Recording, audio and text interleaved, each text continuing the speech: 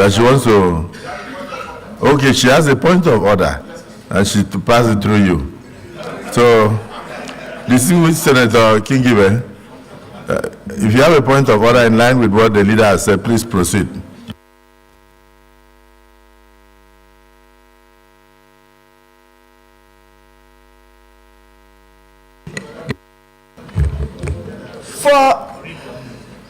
Pardon? Yes, the order 41 and 51. Should I read it?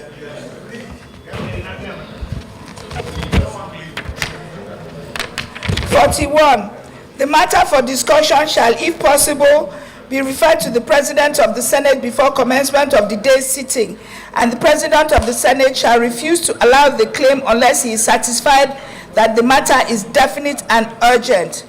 If the claim is allowed by the President of the Senate and the leave of the Senate is given by at least 1/5 of all the senators, the matter shall stand over till the next legislative day. Then 51, let me read 51. Order 51. Notice shall not be dispersed with in the case of a motion or in respect of any other proceeding for which notice is required, except with the consent of the President of the Senate and the general assent of the senators present.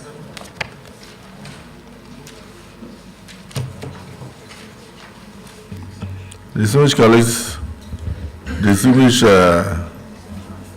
Senator Kingibe made me and appraised me of her intention to raise issues connected with our women. Is it the view of the Senate that should be allowed to proceed? Those in favor say aye. Aye. Those against say nay. The ayes have it. You may proceed, distinguished.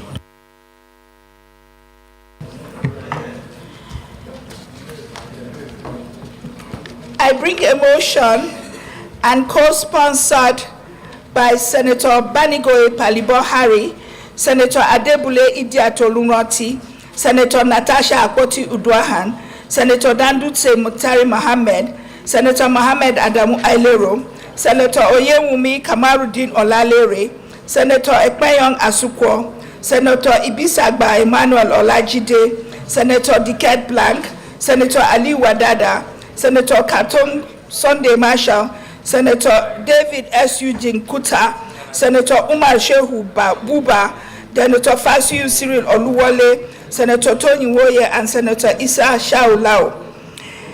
The Senate notes that on December 20th, 1993, the United States General Assembly adopted the Declaration on the Elimination of Violence Against Women in its Resolution 48/104. Thus paving the way towards eradication of violence against women and girls worldwide. On the 7th of February 2000, November 25th was officially designated as the International Day for the Elimination of Violence Against Women. This therefore became a rallying point for governments, international organizations, as well as NGOs to come together and organize activities aimed at raising public awareness of the issue every year. This year, the day has the theme, Unite, Invest to Prevent Violence Against Women and Girls. Women's rights activists have before now observed 25th of November as a day against gender-based violence since 1981. This day was selected to honor the Mirabel sisters, 3 political activists from the Dominican Republic who were brutally murdered in 1960. Despite the foregoing and earlier adoption of the Convention of Elimination of All Forms of Discrimination Against Women by the UN General Assembly in 1979, violence against women and girls remains a pervasive problem worldwide. Further notes that one of the aims of the day is to bring to the fore the violence against women and girls, which is widespread and systemic, violation of fundamental human rights and enduring form of gender-based violence. Women are vulnerable and at risk, enduring emotional, psychological trauma through harassment, terror, threats, intimidation, degradation, exploitation, and physical abuse. Aware that the day is also known as Orange Day, because the color orange is widely recognized by the UN Women to symbolize a future without violence against women. It is a day marked to create awareness of the different types of violence faced by women, promoting advocacy and creating better opportunities for women. This is an issue that transcends national boundaries and cultures.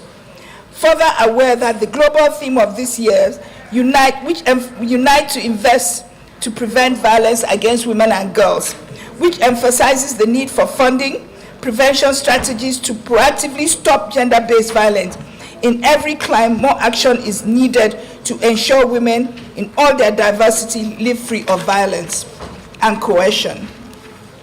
This moment provides an opportunity to reflect on the progress made in tackling the global scourge of violence against women and girls in all forms, as well as call to action to redouble international and national effort to eradicate such crimes.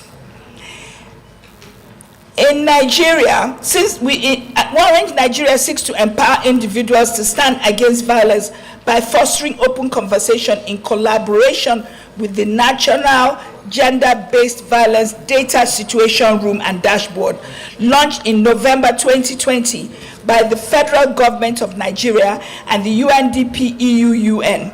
Since the launch of the National Gender-Based Data Room and Dashboard, over 28,000 cases of gender-based violence have been reported nationwide.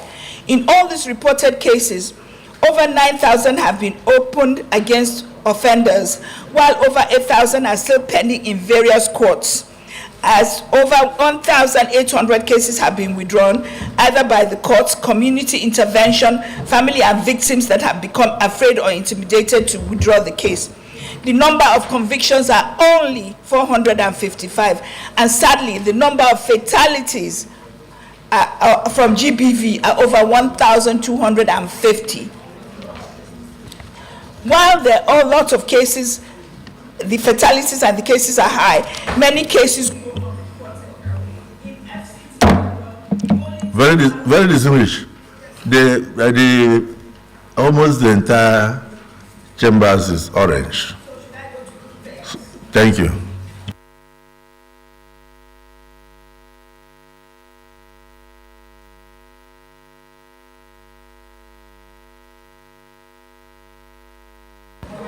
It's on. Okay, sorry.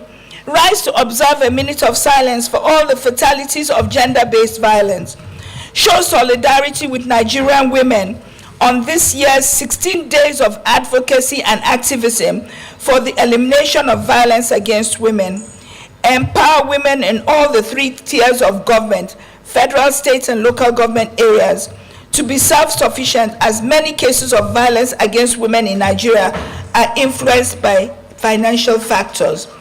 Urge the Nigerian Universities Commission to call on Nigerian universities to henceforth prioritize accommodation for female students on campus to guard against abduction of female students that live off campus.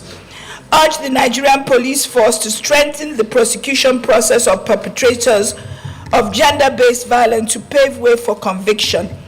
Urge the National Agency for the Prohibition of Trafficking in Person, NAPTIP, to undertake a continuous review of the existing policies and laws on gender-based violence in order to accommodate best practices of GBV strategies in tackling this scourge.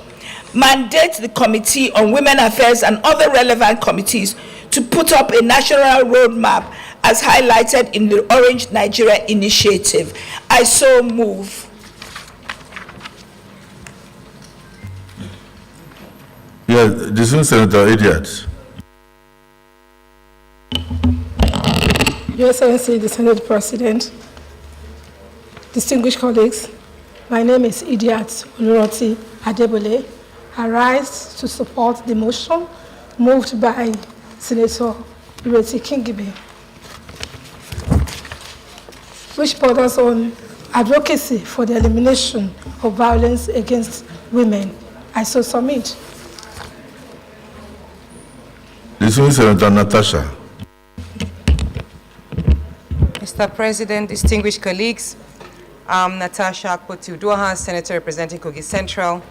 I stand to support the motion sponsored by Senator Kingibe and co-sponsored by 16 other senators. Nigerian women, just like women across Africa and the world, have suffered greatly, not only in the hands of our fellow men, but sometimes even women, sometimes even in organizations where we work. And therefore, I'd lend my voice in calling for a stop in all form of violence against girls, children, schools, workplaces, and also ask that all the agencies that are responsible in mitigating this floor step up in their responsibilities so that our women will have a safe place to live and thrive. I so submit. Thank you. Dismissed Senator Oshumole. Mr. President, thank you for the opportunity. Let me express my total support for this motion and appreciate distinguished Senator Kingibe and all those who co-sponsored this bill. I'd like to add, Mr. President, that this is not a matter for women, it's a matter for all of us who are children of women.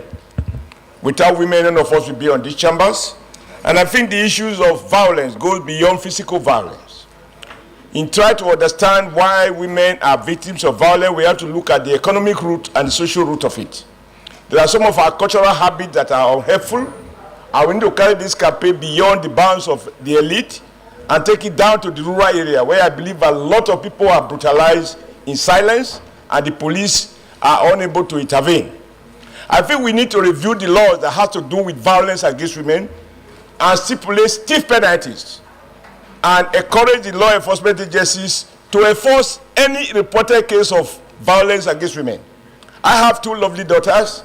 There is no evidence that they are inferior to my sons.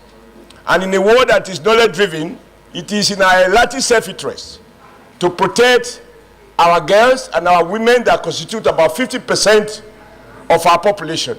In addition, as politicians, we also know that most of us in this room, about 70 to 60% of those who voted for us are women. The men can collect the money and take per one on an election day, while you see the women queuing under sun and rain with children on their back to vote so that we can be in these chambers.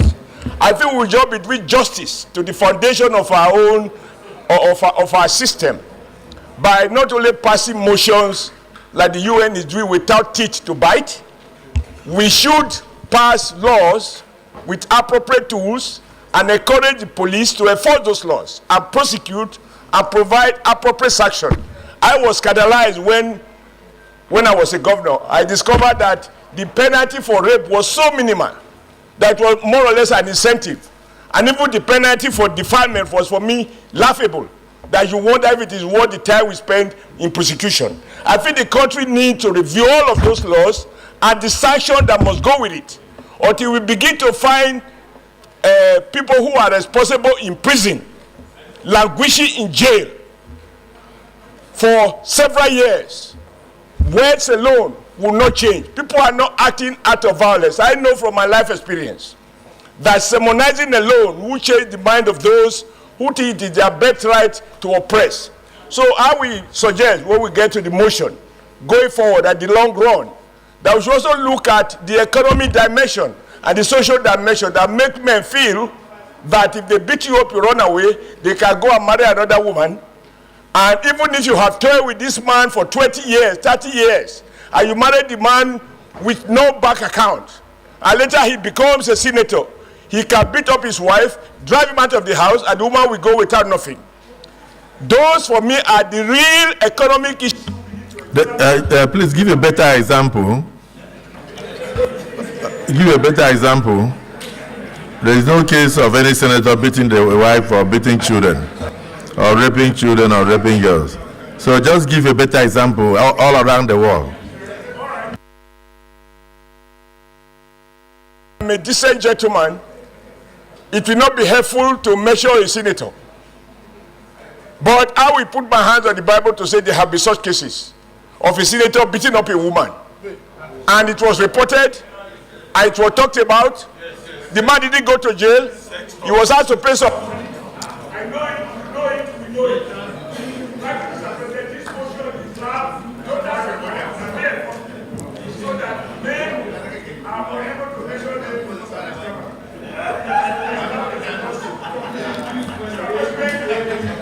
President, I know that you have special interest in protection of women.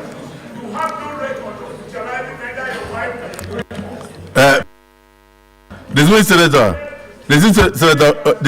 Oshomole, repeat that aspect of my special interest, please. Use your mic. Mr. Senate President, you are an example of a leader who protects his wife and protects your daughters, because it must start from home. You have a record of showing love to your daughters and your wife, and for me that is inspiring. If all of us do that, and other Nigerians do that at home, in all the places in Akwa Ibom and in all the villages in Edo State, we won't have the kind of problem that Senator Kingibe is trying to talk about. But I don't want us to reduce it to a joke. I really believe that we need to look at all the ramifications of economic, social, and physical violence against women. Thank you, Mr. President. Let me thank distinguished Senator Oshomole, who has summarized it, that we should lead by example. And then the example you give of the Senate President, who has continuously shown love to women, who has shown love to his wife, his daughters, and any female gender children that come across him, is very apt in this occasion. And you have also posited that if all were to do the same, that the violence against women and the girl child will be eliminated. This is Senator Plank. Maybe you want to add your voice. The Senate President, distinguished colleagues, I am Senator Dicket Plank, Senator representing Plateau Central Senatorial District. I rise again to second and support in its totality this motion raised by distinguished Senator Ereti. Sir, even in our holy books, when God created man, he said, it is not enough. Let me make him a helper and a comforter. And he created woman.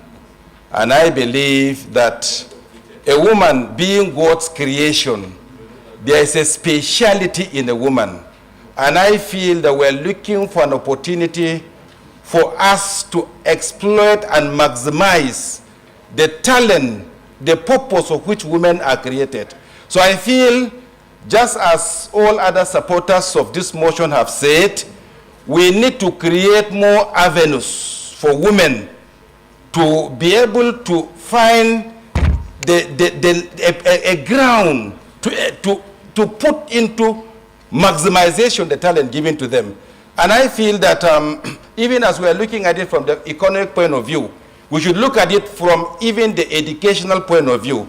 Your Excellency, my colleagues, through the privileges of being a senator, I had an opportunity of going for a parliamentary tour in Rwanda. And I see the Rwanda's administration giving specific positions, even for women at the parliamentary position. And I see women given an opportunity to be ministers. And I see a lot of nationalism, patriotism in them. I feel that if our laws are made in such a way that these God's special creation are giving opportunities, definitely we will be able to get the advantages, the talent, the endowment that God himself has put into women. And to conclude, I would like to support what His Excellency said, sir. It is very true that our women will meet with your wives, sir.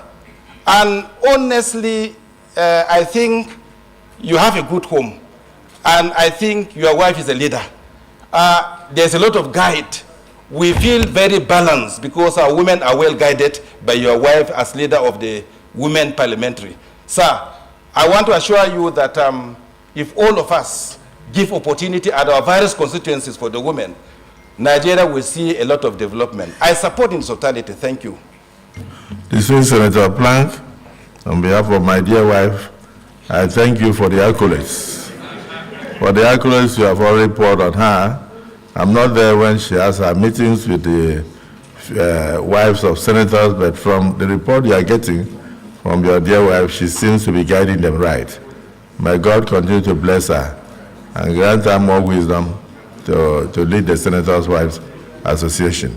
Very distinguished Senator Ningi, you want to add your voice? Mr. President, let me join. My name is Senator Abdul Ningi, and I represent Bauchi Central of Bauchi State. Let me join others in contributing to this very momentous motion. The 1993 United General Assembly on the positive affirmation against gender sensitive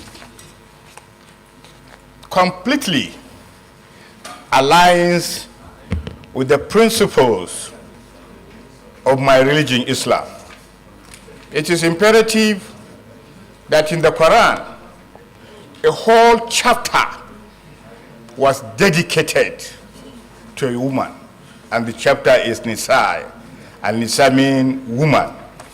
That underscores the importance of a woman in the creation of the world. When you talked about woman, you talked about your foundation. You go back to the basis. And when you talked about woman, what comes to your mind promptly, first and foremost, is your mother. And there is no alternative, there is no better person than your own mother. And in fact, Prophet Muhammad sallallahu alaihi wasallam was asked by his followers, so after God and the Prophet, who is most honorable? Prophet said, your mother. And they asked the Prophet again, who is next? Prophet said, your mother. They asked him again, after her, who is next? He said, your mother. And it is the first time he said, father. That underscores the importance of a woman, particularly in Islamic religion. So what happens is that we relegate women intentionally. The Christian doctrine, the Islamic doctrine, has sufficiently given us reason why we must respect women and accord them the respect they deserve under our two religions. But by and large, over the years, because of one issue or the other, we have not been able to tailor our minds to it. The United Nations Day brings about orange. Orange means free violence or no violence. And over the years, we have seen when violence continuously perpetuated against the girl child, against a woman, the way they got divorced, the way they are discarded after marriage, the way they are discarded just for the sake that they have too many children, even though the man gave them the children. So at this point, like Senator Oshimole said, I think we should go beyond the rhetorics. We should go beyond the rhetoric and try to find our adequate laws that will sufficiently cover some of the gaps in our society. But before I raise my case, sir, it is always important. It takes two to tango. The women folk also must at every given time know their position in society, know their responsibility, and they must not carry themselves as if they are a commodity. women must never give in to this assertion that they are a commodity that can be used and discarded at every given whims and caprices. And therefore, I challenge you men, as they listen, to also rise to the occasion. They are human beings like every other of us, and therefore they must not allow themselves to play second fiddle. They are not second fiddle. They are the important foundation of every human society. So we must accord them the respect, and I thank Irite and Senator Padaosi for giving me some tips what to say. I'm sure the next speaker will be him. So, Mr. Senate President, thank you very much for calling me. Yes, so I'm looking around and I'm thinking, doctor sitting in front of Kingibe, doc, in your practice of medicine, you've seen a lot of violence against the girl, child, and women. Would you like to add your voice? Thank you, Mr. President. My name is Dr. Samaila Dahua Kaila. I represent Bauchi North. Well, let me first of all thank Senator Iriti for bringing this up, even though I noticed my distinguished colleagues are digressing from the main issue. I think the main issue is about violence against women, which includes and is not only limited to raping. Rape is just one of them. However, we in the medical side, I think this is part of the mental illnesses that we generally fail to consider in this country. We have issue, and I think the last time the Honorable Minister was here, he raised it, that our mental diseases are not being given adequate attention. Rape and pedophilia, what we call pedophilia, is people that are particularly, they only get their sexual desire quenched if they are only attracted to small children. Just like we have what we call gerontophilia, where men that can only be aroused by very old women, very old women. We do have also other forms of sexual diseases, like even necrophilia. So what I'm just going to say here is, this is part of our gamut of issues concerning our mental health and mental health preparedness, and so many issues regarding that. That is on the side of medical that you want me to say little about. Thank you, sir. Distinguished Senator Samaila Dahua, I think in the course of your contributions, you mentioned the various kind of elements that could lead to this violence against women and the girl child. But the last one you mentioned ignited a passion in distinguished Senator Kau, and that is the aspect of necrophilia. So maybe, Senator Kau, you can expatiate more on it.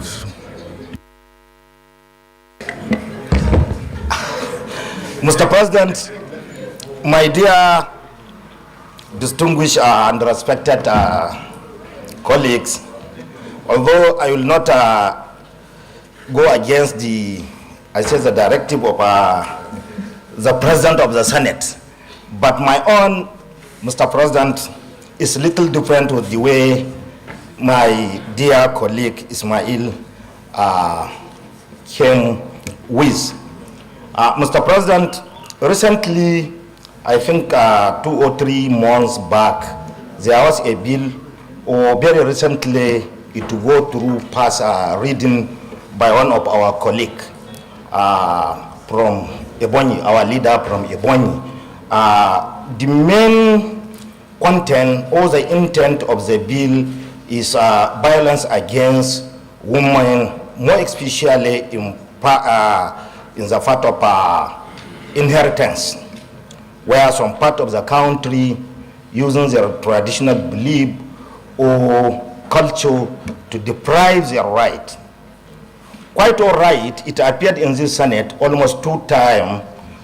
There was a bill similar to it, but some part of the country, more especially Muslim, are vehemently against the bill, not because they are supporting what is going on, but I want to put it clear for us to understand that Islam and Muslim from 1903, when colonial masters took over Sokoto Caliphate in March 1903, they allowed northern Nigeria, more especially, to continue with their system of Sharia, more especially in laws of inheritance, because they found out that it is very comprehensive and it protects the right of women.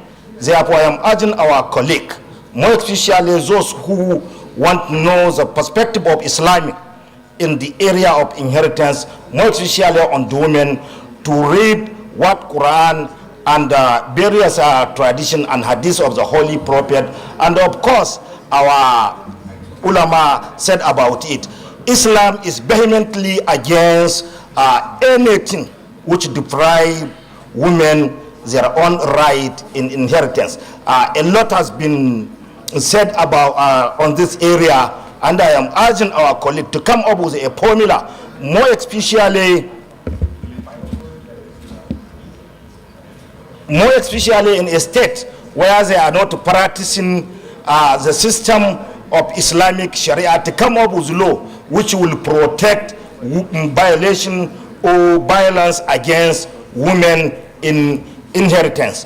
As a good example, or the area where our colleague, which all Nigerian will look into to see how Islam do justice to women, is Surah An-Nisa, chapter 4, verse 11 and 12, and almost 3 chapters in the Holy Book. It gives a comprehensive position of Islam and Muslim on the laws of inheritance which protect women. Thank you, Mr. President. Well, thank you, dismissed Senator Kawu. Honestly, I think we are all in agreement. That's why we're even using the muffler, that the violence against women and the girl child must be totally condemned by all and sundry. So let us go straight into the prayers.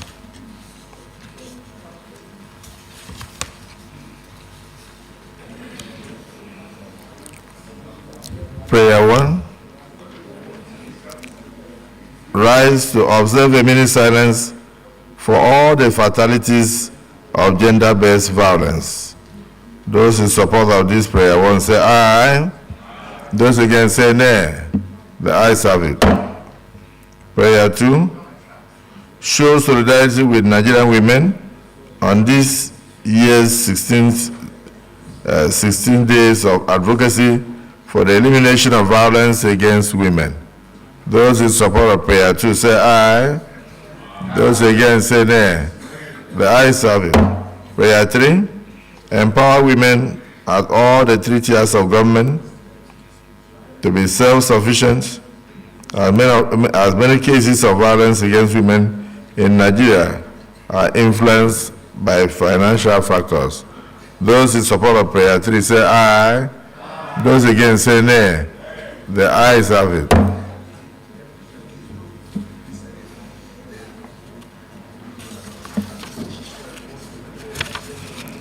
Prayer 4.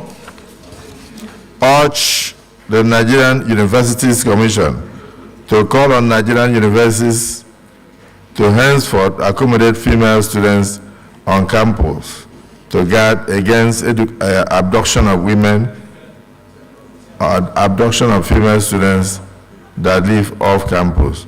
Those in favor of prayer 4 say aye. Yes, amendment. Mr. Garba. If the mover of this motion permit, this prayer I want it to be direct the Nigerian University Commission so that it will have more teeth and it will have the necessary prioritized women accommodation. I so submit, sir. Dismissed, Senator Kawu. Mr. President, my dear colleague, I think when it says that direct the Nigerian University Commission has nothing to do with the campus of our students. It is a Federal Ministry of Education which will do that. We need to get it clear because it go as a policy, but the provision of So the amended prayer is dropped. So dismissed, Senator Shumole. Thank you, Mr. President. I think what we can do, particularly this season, is to appropriate more money to construct more hostels that are made for female students. Because the university can't give what they don't have. There are a lot of universities that have been converted from secondary school and only the signboard makes them a university. So we have to appropriate money to show that we mean what we are saying. And then ensure that when it is so appropriated, it is not diverted to other purposes. I'm proud to say, Mr. President, that when I build a university... So your amended prayer is that we should appropriate money? To construct, not for women, to the universities to construct more hostels that will make it possible for all female students to be in the hostel. A lot of universities don't have hostels, and therefore, if we direct them to do it, they can't give what they don't have. Okay. Distinguished Senator Zangodara. Thank you, Mr. President. My distinguished colleagues, I'm Nasir Sani Zangondara, representing Katsina North. I think the amendment for prayer 4 should be urge the TED fund to intervene, since it's part of their intervention thing to actually construct more hostels that would accommodate more women. Okay. Any seconder? Dismissed, yes, dismissed, Senate President. Mr. President, this is the highest assembly in this country. It's a place that is a reservoir of wisdom. Whenever I want to pass a resolution here or any law, we should do it in a way that can be implemented. That law can be implemented. I was former chairman of a committee on tertiary institution and TED fund. There is no way the federal government can put in money there to accommodate girls in our university. It's not possible. This isn't possible. All right? It's not possible. The money is simply not there. The money is simply not there. So this prayer, or the Nigerian University Commission to call on Nigerian University to henceforth accommodate, you are saying there should be a kind of, say, maybe to do more, right? And besides now, the number of private universities we have in this country are far more than government universities, public universities. We have one and something thousand, 100 government universities, whereas we have 200 and something private universities. So I think we should recouch this prayer so that we don't become a laughingstock before the public. So what you are saying, in essence, is that we should urge the Federal Ministry of Education and the Nigerian Universities Commission to call on Nigerian universities to henceforth prioritize the issue of accommodation of female students on campus. Any seconder? Yeah, this is. No, I'm saying. No, you did. So I'm asking for. On behalf of the Senate President. Well, I cannot do that. I can't do that. I so move. I move the motion as crafted by the President of the Senate. As well, excuse me. I move the motion. I therefore move the motion. Senator Biggie, after that, Senator. Thank you, Mr. President. I so second. Even though you don't know what you are seconding. Well, the motion has been moved by the Deputy Senate President that we should urge the Federal Ministry of Education and the Nigerian Universities Commission to prioritize the issue of accommodating female students on campus to guard against abduction of female students that live off campus. And it has been seconded by distinguished Senator Biggie. Those who are in support of this prayer as amended, say aye. Those against say nay. The ayes have it. So the 5, urge the Nigerian police force to strengthen the prosecution process of perpetrators of gender violence to pave way for the conviction.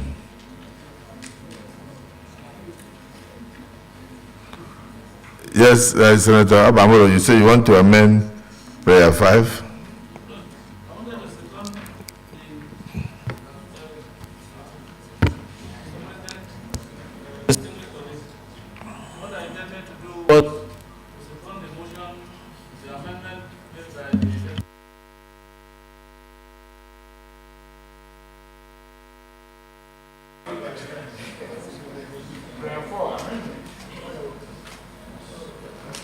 It's actually prayer 5. This is Senator Nengi.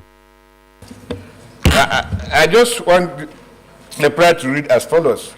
Urge the Nigerian police to strengthen the prosecution process of the perpetrators of gender violence, full stop. The to pave way for the conviction means another thing, just full stop before the to pave way. Any seconder? Yes, distinguished Senator.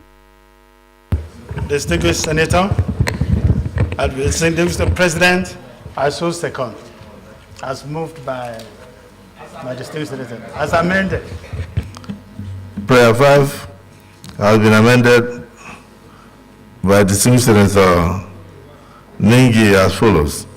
Urge the Nigerian police force to strengthen the prosecution process of perpetrators of gender violence. Full stop. And seconded by distinguished Senator Ashiru. Those in support of prayer 5 as amended say aye. Aye. Those against say nay. The ayes have it.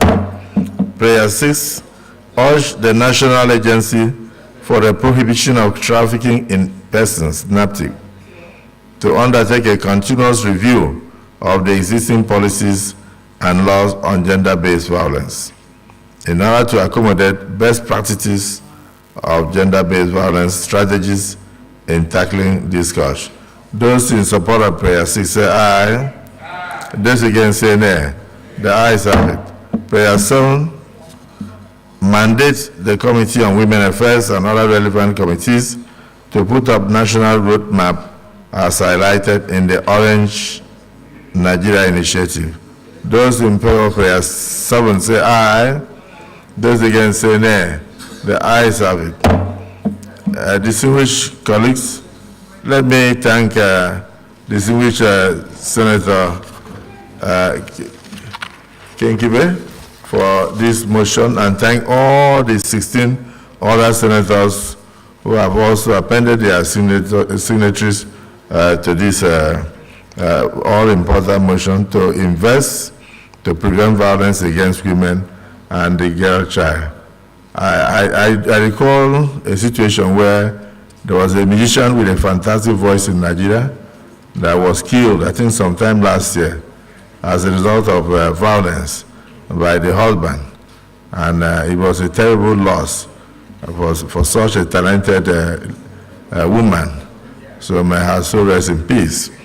I also want to plead with women that as we are supporting them, the entire chambers is yellow in support of women and the girl child, that we abhor violence against women in all ramifications, that women should also try not to violate the rights of men.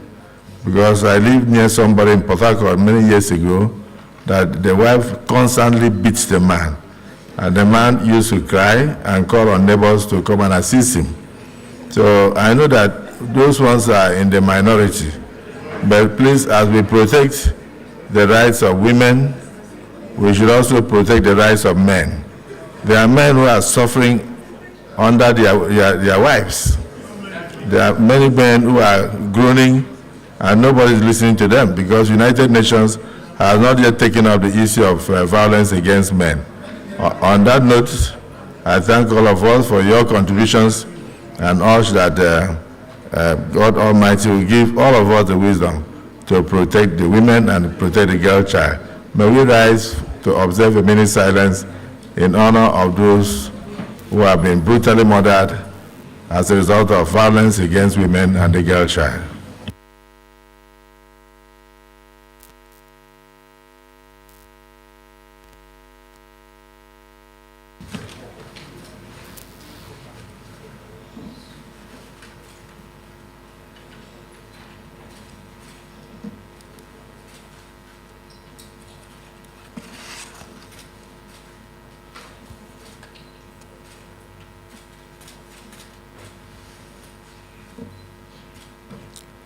May the souls of all women, children, and the particularly female children who have lost their lives globally as a result of violence rest in peace.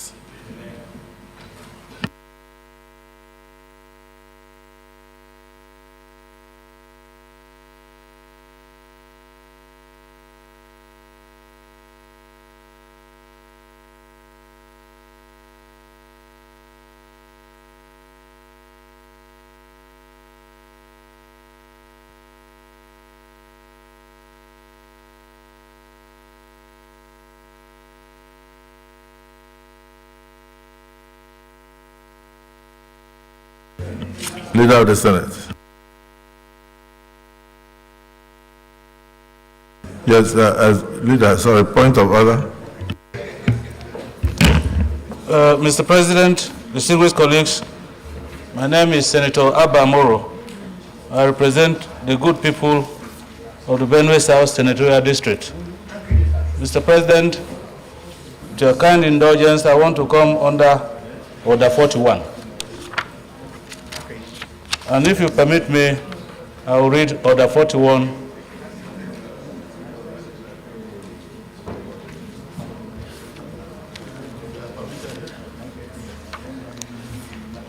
Mr. President, Order 41, matter of urgent public importance.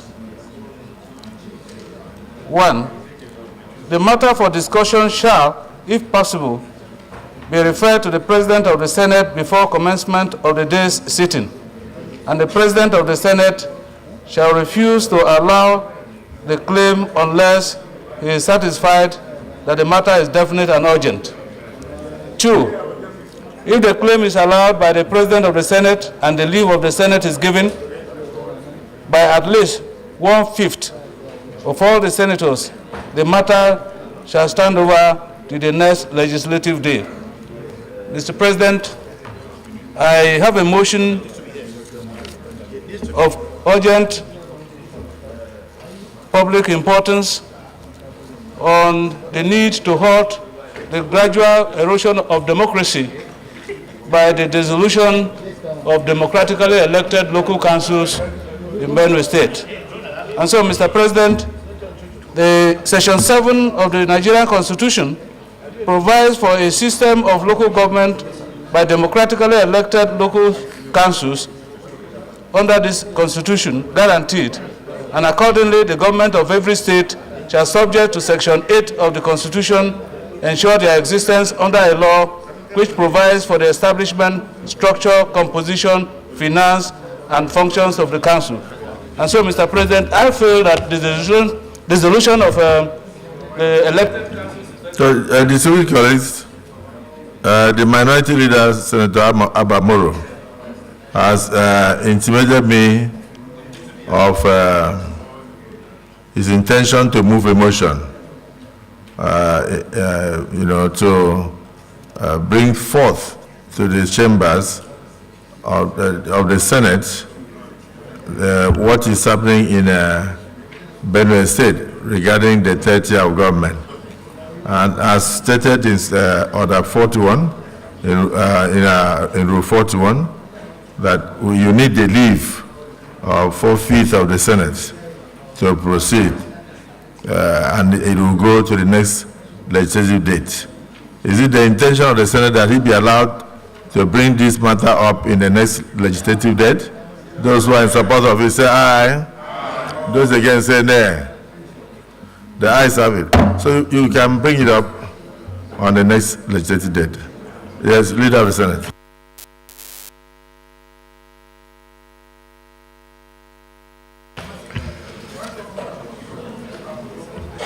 Yes, point of order. Senator Jimmy Kuta.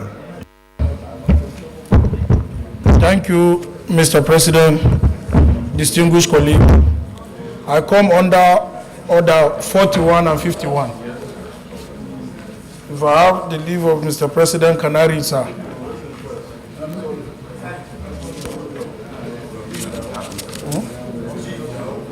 What's your name? My name is David Yesu Jumkuta. Order 41, yes, sir. You come under Order 41, please read.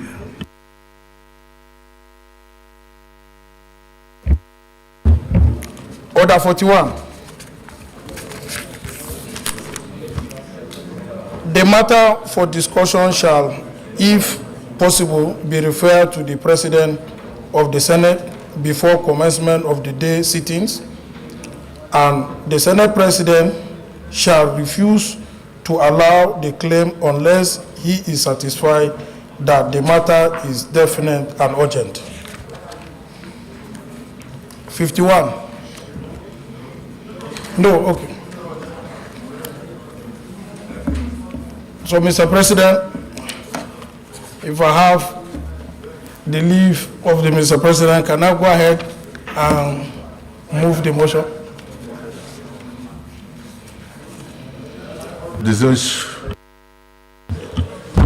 But I come under Order 41, Section 4. Subsection 4.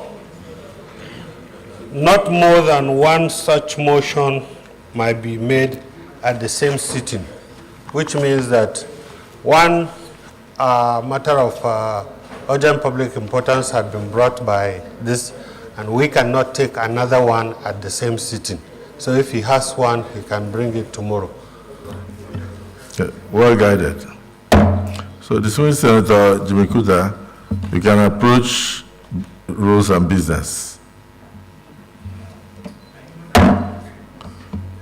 Leader of the Senate. Mr. President, very distinguished senators of the Federal Republic of Nigeria, I stand first to move a motion because we have other businesses and orders on our order paper for today. So my motion would be that we stand down every other thing we have on our order paper, with the exception of the third business for the day, which is the debate of the general principles of the Appropriation Bill 2023. Mr. President, my motion is pursuant to our resolution yesterday that we will devote today and tomorrow's sessions as special sessions to discuss, to debate the appropriation bill laid before us by the President and Commander-in-Chief of the Armed Forces yesterday. So it is my motion, sir, Mr. President and distinguished colleagues, that we step down every other thing on the order paper for today, except the third order of the day, which is the debate of the Appropriation Bill 2023. I so move, Mr. President. Madam Leader. Thank you, Mr. President. I rise to second the motion moved by the Senate Leader that we stand down all other matters on the order paper for today except item 3, the debate on the 2024 national budget presented by Mr. President. So second. Those in favor of the motion, please say aye. Those against say nay. The ayes have it. So we now move straight away to begin debate on the 2024 appropriation bill. So, Leader, you can present your lead debate.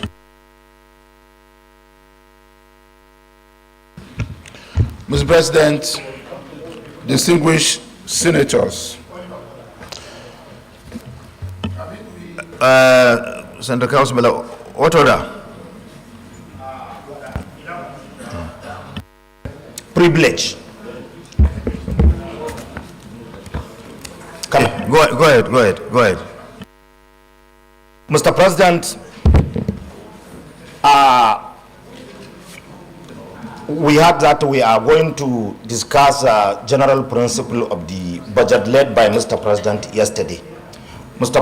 President, it is a constitutional representation. We are representing an interest. We need to have the bill. Where is the bill?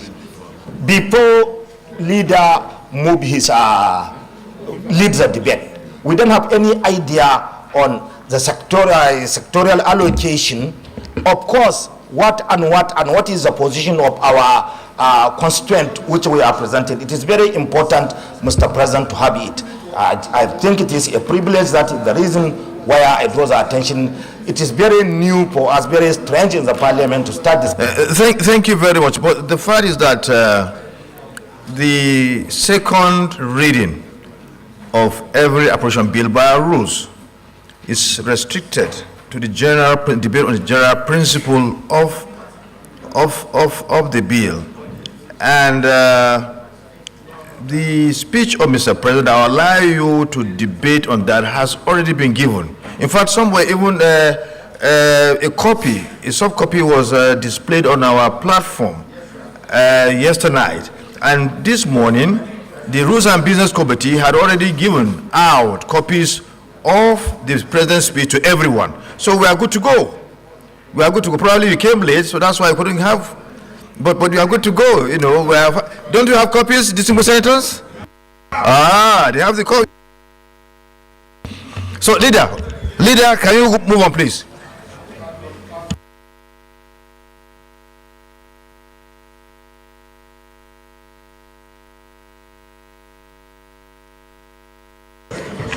Mr. President, distinguished senators,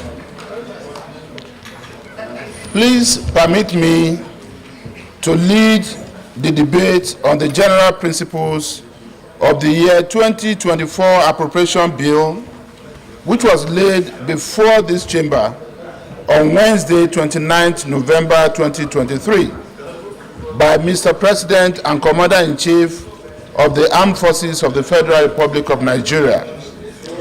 The bill is deemed to have been read the first time by virtue of its being laid before the joint session of the National Assembly on Wednesday, 29th November 2023.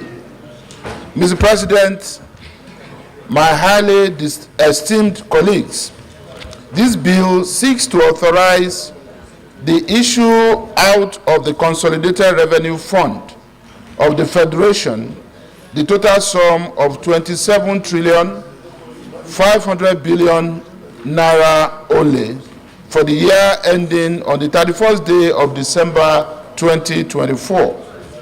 The 2024 budget proposals submitted by the executive is not strange to us here in the National Assembly, having first approved the medium-term expenditure framework as well as the fiscal strategy paper. What remains for us is to closely examine the contents and the details in order to sort things out and smoothen the rough edges. The major highlights of the budget as presented on the 29th day of November 2023 by Mr. President are as follows. Basic assumptions and parameters. Oil price benchmark of $77.96 US per barrel. Daily oil production estimate of 1.78 million barrels per day, inclusive of condensates of 300,000 to 400,000 barrels per day.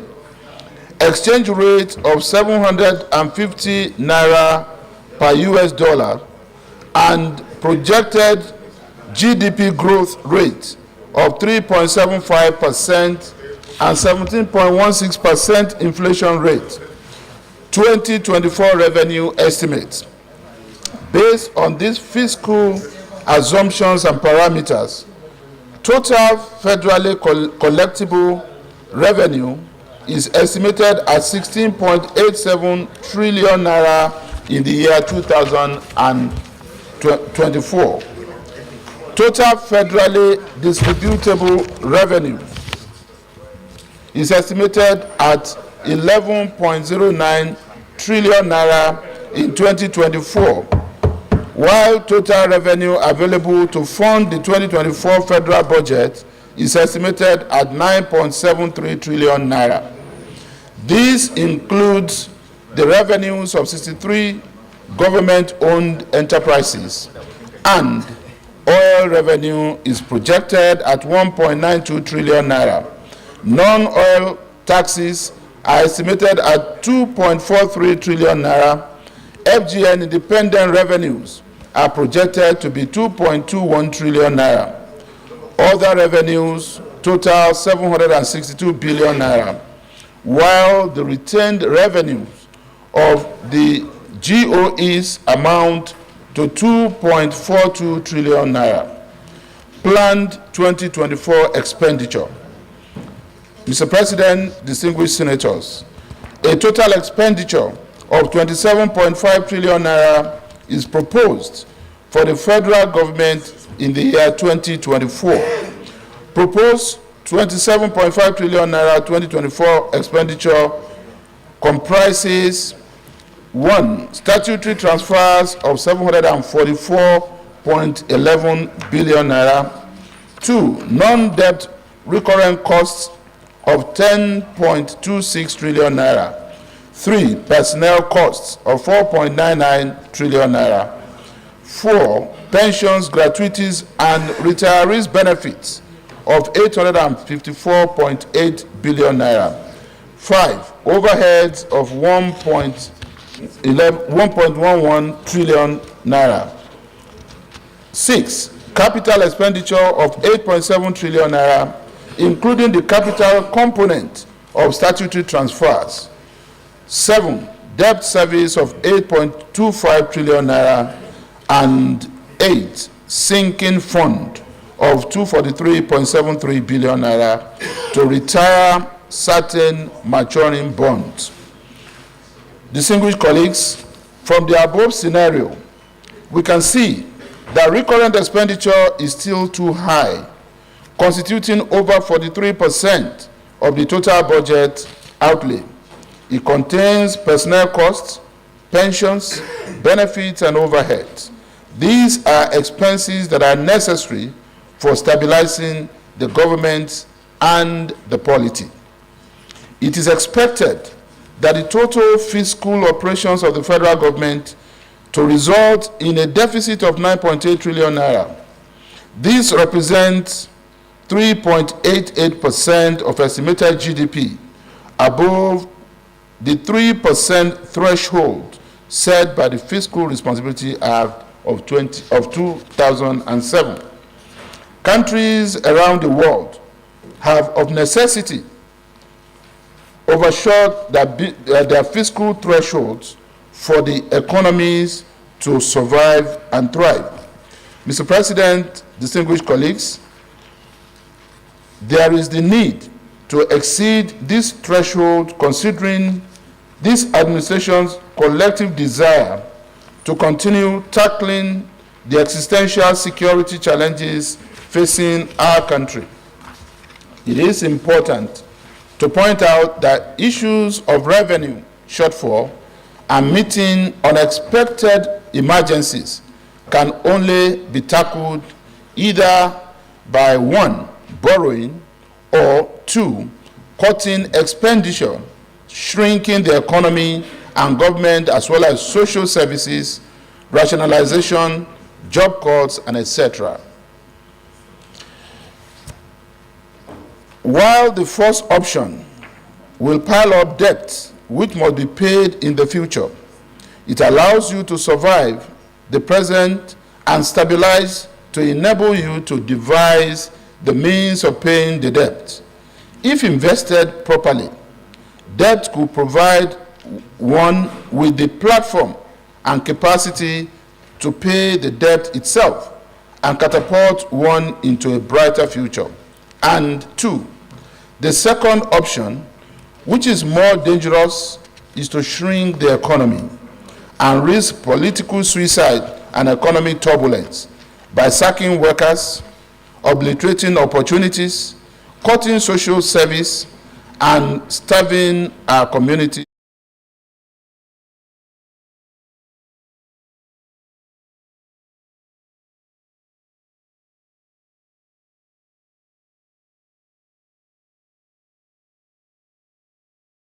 $294.49 billion naira from privatization proceeds and 1.06 trillion naira drawdowns on bilateral and multilateral loans secured for specific development projects and programs.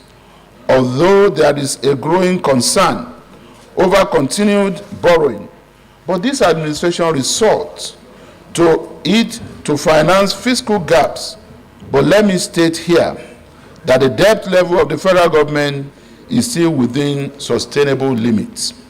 Very importantly, these loans are used to finance critical development projects and programs aimed at improving our economic environment and ensuring effective delivery of public services to our people.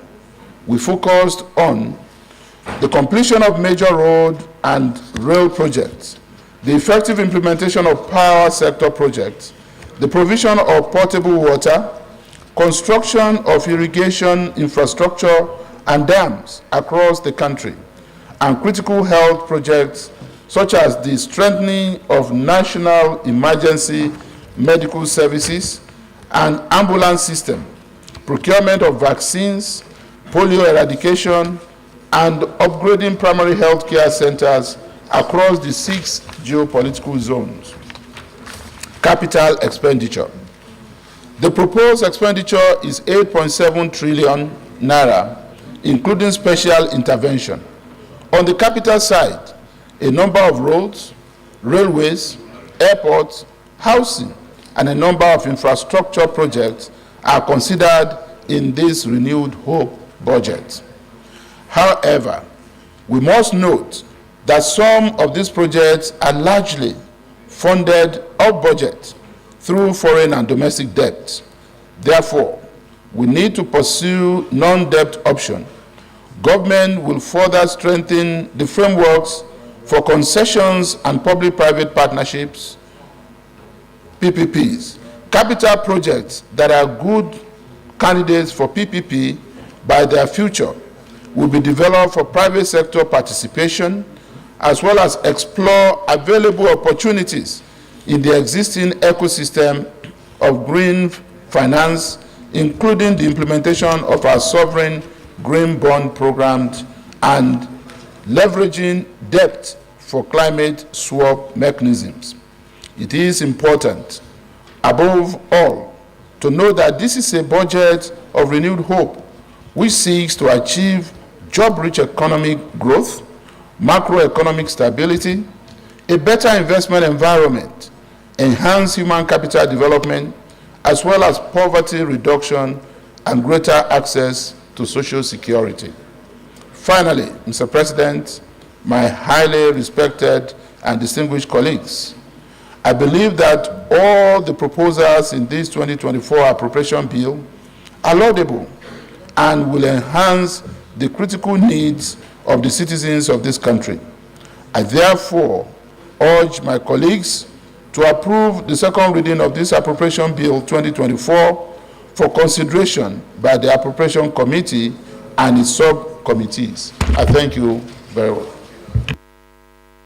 Thank you, the Leader of the Senate, for the wonderful elucidation on the lead debate. Distinguished colleagues, we have a paper put out at the entrance by the clerk of the Senate, indicating those who want to lend their voices to the general principles and merits of the 2024 appropriation bill. That is the practice. So day one, I have only 13 people who want to speak. One of them at the starting point is Senator Jaribe Agom, is not here. The second person is Senator Onao Mohamed Ogochi. Is he here? So you can proceed.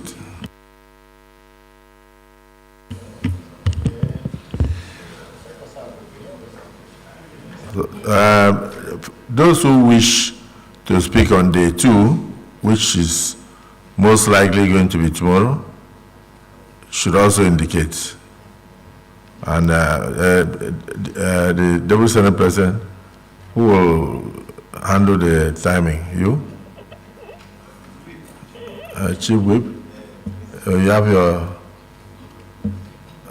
I don't think anybody should speak more than 3 minutes.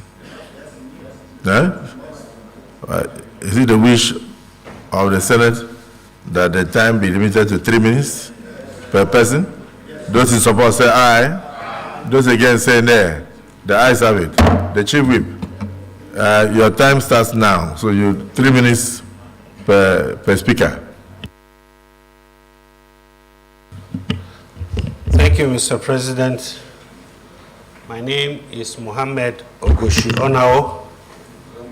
I represent Nasarawa South. The budget as laid yesterday by Mr. President is a budget of renewed hope, and a lot of hope is being expected from the leadership of Nigeria, with special consideration and concentration on the National Assembly, particularly the Senate. But whatever contributions any one of us is going to make today is going to be limited, because even in the presentation of our leader, he said what remains of us is to closely examine the contents and the details in order to sort things out and smoothen the rough edges. I want to sort things out. I want to smoothen the rough edges, but apart from the figures presented on this paper, I don't have the budget to look at. I don't know the details. As such, whatever contribution any one of us is going to make now is going to be very, very limited. Thank you, Mr. President.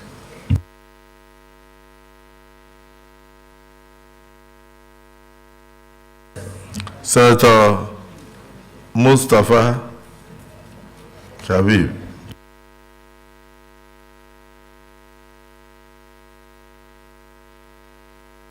Senator Joel Onawokwo.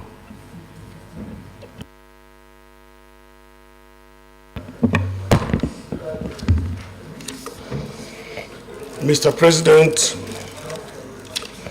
distinguished colleagues, my name is Joel Onuabo Thomas. I represent the good people of Delta South Neutral District. Mr. President. Point of order, please. Mr. President, I want to come under Order 79. On the order of the second reading of a bill being read, a motion may be made that the bill now be read, that the bill be now read a second time, and a debate may arise covering the general merits and principles of the bill. So during the second reading, it's only the general principle, merit and demerits of bills that are debated, not the details. Not the detail. And the president talked about the merits and demerits of the 2024 appropriation bill. And the general principles are all contained here. And we have before us the entire speech made by Mr. President yesterday. So by the virtue of the provision of Rule 79, we have all it takes to conduct the second reading. Mr. President, I so submit.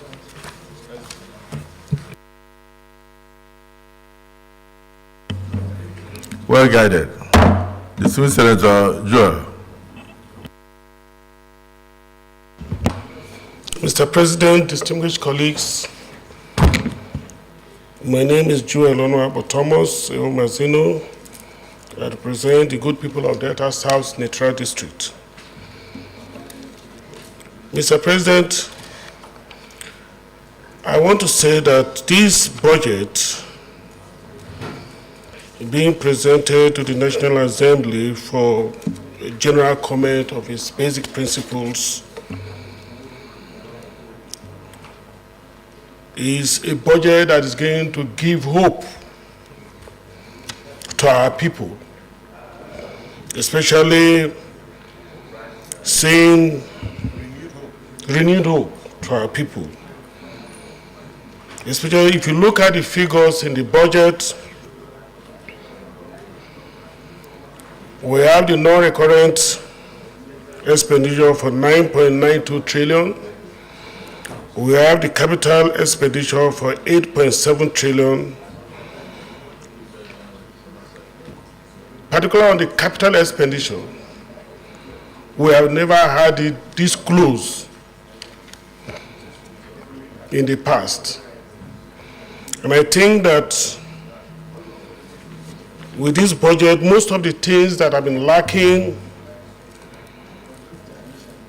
in our economy in terms of defense, road, SDG, poverty alleviation, and the rest of them will be attended to, which the President discussed in his paper to us yesterday. So I think that this budget, as it is today, is one of the things that my distinguished colleagues will find useful in ensuring that working together with the President of the Federal Republic of Nigeria and for the basis of our being elected to serve, we give the President the opportunity to give the Nigerians the renewed hope that they deserve.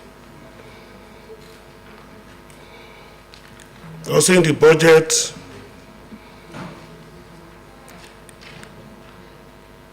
apart from the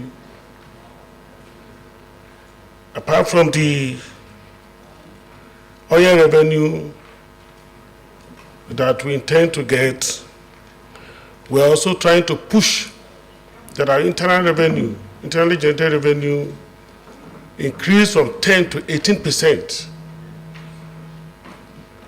That is also to say that Nigeria is gradually moving away from dependence on oil revenue. If we start well with this budget, with the way it is today, I think consistently strengthening our internal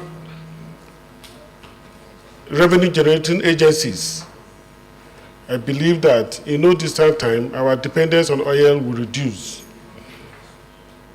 So, Mr. President, I support this budget, and I think that we should work assiduously to ensure that this budget is passed quickly so that 2024 we can start on a good footing. Thank you, Mr. President. Thank you, distinguished Senator. We can now have distinguished Senator Garba Musa Maidoki. Thank you very much, the Senate President and distinguished colleagues. My name is Garba Musa Maidoki, Senator representing Kebbi South Senatorial District. Mr. President, I've listened to the President and the leader on the general principles of this budget. For the first time, I am certain in my mind that this budget captured the essence and the troubles of this country. But Mr. President, we must understand, Nigeria have never lacked in planning and budget. What Nigeria lacked is implementation. So, we have a good book, we have a good principles, but how good is our implementation of this vision? When we come to the nitty-gritties, we will look at the details later. But suffice to say that the government has estimated a 750 naira to a dollar exchange rate. We still have conflict between the government intention of deregulation and fixing of exchange rate. I think those issues need to be clearly addressed. If it's market-driven, let's know it is market-driven. If we are going to peg it, let's know we are going to peg it. The third thing about exchange rate, last time when the president came into this country, it was like 450 official exchange rate.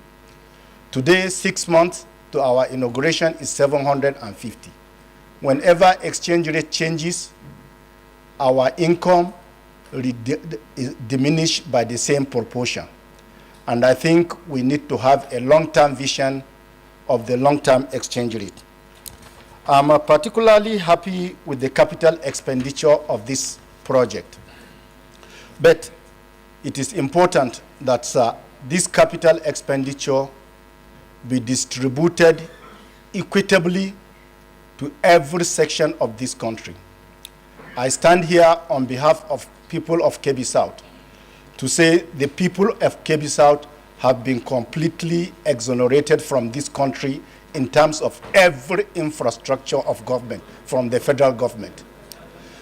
So I cannot go to my village from every other road, and I have the mandate of my people.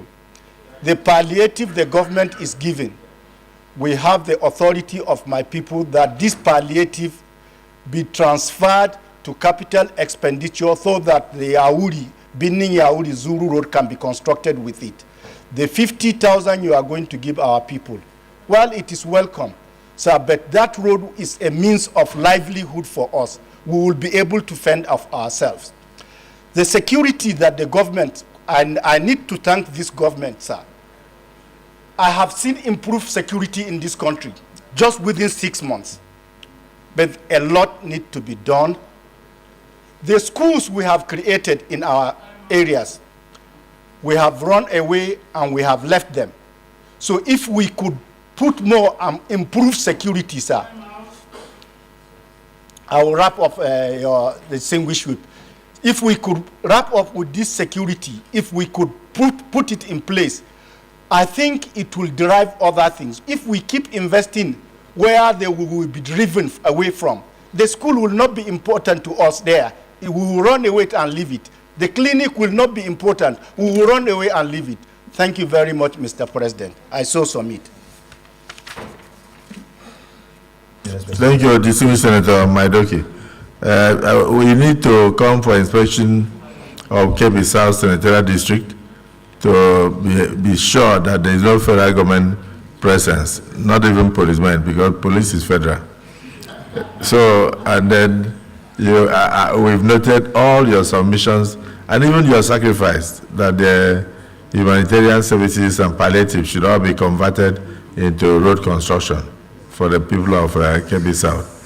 We will, when we look at the total details of the budget, see what has been provided, and particularly that road that is really dear to your heart and the heart of your people. Our prayer is that it be captured for immediate construction. Thank you for your contribution. Let's also have distinguished Senator Bino Sijaro. Thank you, Mr. President, distinguished colleagues. I am Bino Sijaro, representing all the people of Adamawa South. I want to start my contribution by saying that Mr. President, Commander-in-Chief, has not been fair to the members of the National Assembly in calling on lawmakers to conduct the legislative review process with a view to sustaining our desired return to a predictable January-December fiscal year. The executive took time to package the budget, and we are being asked to rush the process. And to my mind, this is not fair. This administration has, since taking office, presented 2 supplementary budgets to the National Assembly. And in both cases, these supplementary budgets were rushed, giving lawmakers very little room to conduct a critical review of the proposals before they were approved.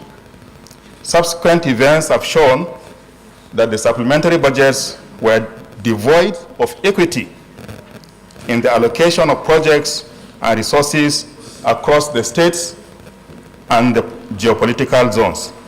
Let me use just one example to illustrate this inequity. In the 2022 Supplementary Appropriation Act passed by the previous administration, the administration of President Muhammadu Buhari, 1.09 billion was allocated for the rehabilitation of a failed section of the Ngorore-Maibala Road in Adamawa State. Contract was awarded in May 2023, and the contractor moved swiftly to site and started work. However, this administration, on taking office, reviewed that supplementary budget,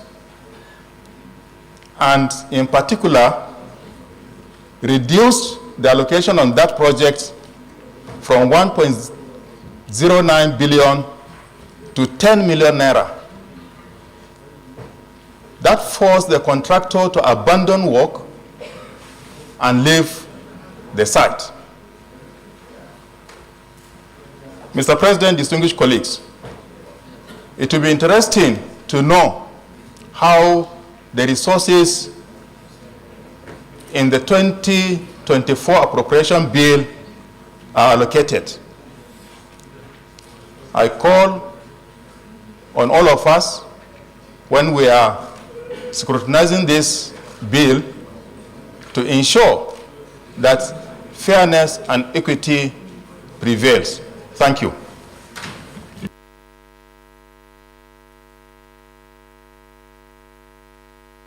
The next speaker should be distinguished Senator Ekon Samson. Well, first of all, before you start, normally in this kind of debate, in fact in all debates, the principal officers, by tradition, they ought to have started, then before we go to the list.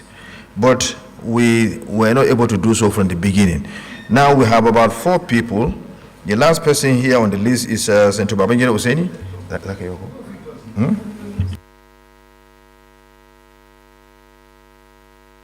So the last person should be Senator Ned Umwoko, who is not even here. So we have Senator Ekon Samson, then Senator Amin E. Abbas, and then Senator Ethan Williams, and then the last person, Ned Umwoko, who is not here. So thereafter, we will now start with the principal officers to go in line with tradition. So Senator Ekon Samson, you have 2 minutes. My name is Ekong Samson, Akwa Ibom South. Mr. President, my distinguished colleagues, the budget is at best a compass that provides direction as to where a people should go and where they should be. Talking in respect of our 2024 budget estimate, in broad terms, one comes face to face with some realities. But I want to comment briefly on what I consider some of the key planks of the budget, as it were. I have seen attention in respect of security. I think this is very key, because the issue of defense and internal security to be accorded top priority, I think it is very, very important, because we cannot get anywhere if our space is not secure. For the people of Akwa Ibom South, about 12 LGS, so much is expected from this budget. First, our attention to key infrastructure. My people want to see work done very well and properly on the East-West Road. We have Ambata University in Oron. My people are concerned that that university should take off. And of course, our Federal University in Ikorabasi. But beyond that, Mr. President, are some key drivers. I think a budget should provide access to opportunity and, as much as possible, discourage opportunity theft. It is commendable that the government is looking at measures to broaden the flanks of the economy. And that is where our endowments in solid minerals comes in. We must harvest the abundance of God's benevolence through our solid minerals. We need to ramp up our revenue. We need to explore the flanks where we can increase prosperity for our people. And that brings me to the issue of diversification. Nigeria must move. You have 10 seconds remaining. And then, Mr. President, there is this critical issue of implementation.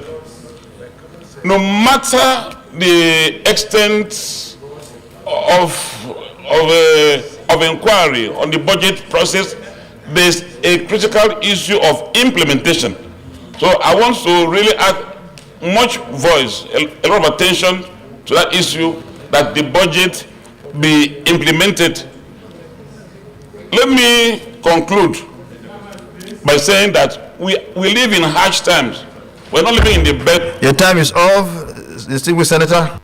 Mr. President, in conclusion, the people of Akwa Ibom South, whom I represent, have very high hopes in this budget, and they trust that every attention will be given to giving them the prosperity that they deserve. But I think this is a good intervention. It's a problem. Thank you very much. Thank you very much. Next speaker, Senator Amini E. Abbas, you have the floor. Thank you, Mr. President. I am Amini E. Abbas, within the Adamawa Central. Mr. President, the budget read yesterday by the President, I I was scared when the budget the president was reading it out to the 10th Assembly, looking at the volume of the amount to be spent and looking at the deficit to be spent also. But later when I went through the whole details, look at the thematic areas and other areas of the budget, I feel comforted. Looking at the capital budget, for the first time in recent years, we are budgeting over 30% of the total spending to capital, which is good for the country. We are edging towards the ideal situation when it comes to budget for a country. However, when I look at the exchange rate of 750 targeted, I was like, oh, is this going to happen? If it happens, if the current exchange rate is about 790. I was thinking the administration want to bring down the exchange rate to far lower than that. But given at 750, I don't know how far it will be able to stabilize the exchange rate at 750 per barrel. And when we compare the deficit spending, I see that the amount, the chunk of the amount to be generated also went up to 18 point something trillion, which is good for the country. However, the areas I have fear is in the area of oil production of 1.78 million barrels per day. I pray that for this budget to achieve its purpose and for Nigerians to feel this budget, there will be stability in oil production. There will be stability also in exchange rate of our naira, and as well as the maximization in generating in tax revenue. If we have generated tax revenue according to this budget, Nigeria will see a massive change when it comes to improving our infrastructure.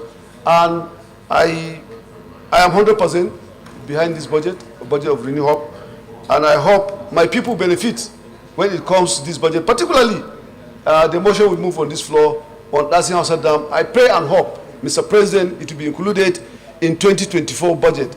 We have not seen the details, but I pray it will be part of the details of the budget. Thank you.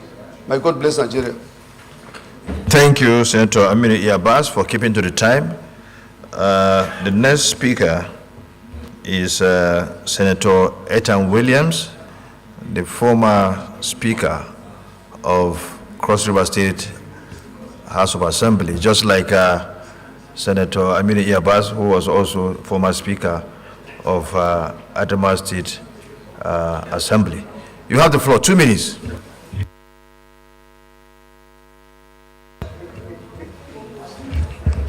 My name is Senator Ethan Williams. I represent Cross River Central. Mr. President,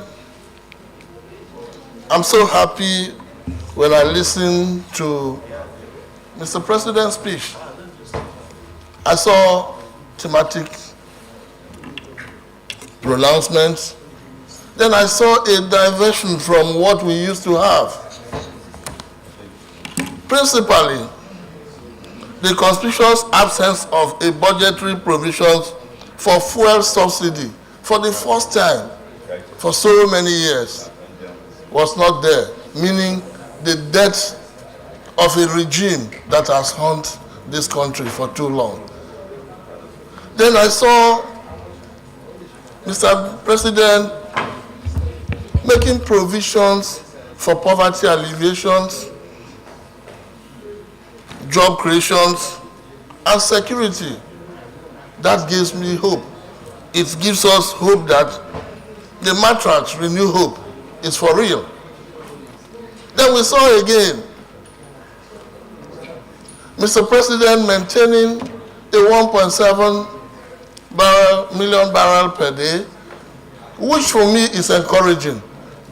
The last briefing we got from GCEO of NNPC said we are hitting almost 1.8. And we know that when we came into government, we met 1.3. And today, Mr. President giving us that faith and hope that at 1.7, it has come to stay. And then we are still hoping for a better. The provisions for security means there is hope for stability even for the oil productions. What we've been calling for and hoping to get, especially for oil taps and security in the Niger Delta, is achievable. So for me, this budget is a good one. It has given us hope. And I congratulate Mr. President. Thank you. To the former Speaker of Cross River State, our own distinguished Senator Williams. The next speaker who shall have the floor is Senator Ned Nwoko, who is not here. So, Senator Natasha, you have the floor. Thank you, Mr. President. Distinguished colleagues, Senator Natasha Akpoti-Uduaghan, representing the good people of Kogi Central. It was such a humbling experience yesterday to witness the presentation of the budget by Mr. President himself. And I would say that his speech clearly showed that Nigeria is set forward on a path of economic growth, which we intend will foster microeconomic stability. Mr. President also mentioned that the core of his focus will be children. And when we speak about children, that means education, health, and their security will be a priority. I'd like this distinguished House to know that Kogi Central have been greatly neglected and cut off from governance, especially in terms of the budgetary provisions from the federal coffers. Our entire educational system, talking about the public, primary and secondary schools, are in a dilapidated state. Our public schools have no roofs, the children sit on the floor. Distinguished Natasha, I think you should ask for improvement, because I was part of the delegate of the former Senate President that went to Kogi Central to commission a lot of projects. Senator Ochocho can bear me witness. Ochocho, you heard her statement that her central zone has been neglected without any federal government intervention. I don't think that's correct. No, but you can continue. You can continue. Mr. President, sir, I actually have with me video and pictorial evidences to back what I'm saying. A number of schools, and quite a lot, I mean 80% of the public schools, private and public schools, are in dilapidated states, sir. And going by your correction, I would say that we seek an improvement. And of course, that's why we're here. We seek an improvement. And that goes on to, as well, the primary health care centers. In most of the communities in Kogi Central, the primary health care sectors, they are not equipped, they have no drugs, they have no medical personnel, and most of them are also in dilapidated states, which need improvement. Then the police stations as well, police stations and the DSS outposts too need rehabilitation, sir. It would interest this House to note that in terms of need and whenever there are security calls, policemen and DSS officials get to the situation spots on Okadas. And sometimes they have to walk long distance because they are not equipped. Sorry? Speaking for Kogi Central, distinguished Senator Karimi, you may as well speak for Kogi West. But pretty much what I'm saying cuts across the entire state, if I may kindly say so. And, but the top of it, I would like to have the House know that I look forward to interacting with the Honorable Minister of Steel to know how much of this, of the 30% of 27.5 trillion, how much of it he's able to have captured the rehabilitation again of Ajakuta Steel Company and the Niamco iron ore plant. as well as having the solid minerals minister speak about the exploration of other untapped resources for the greater advantage of the people of Kogi Central and Nigeria at large. So, but I applaud Mr. President's presentation of this bill because it's quite robust. Like I said, even though this is my first time participating, but having studied his speech over and over again, I'm quite impressed that if we do follow the lines to this budget, then definitely Nigeria will be set on a path for transformation. So thank you so much, dear House.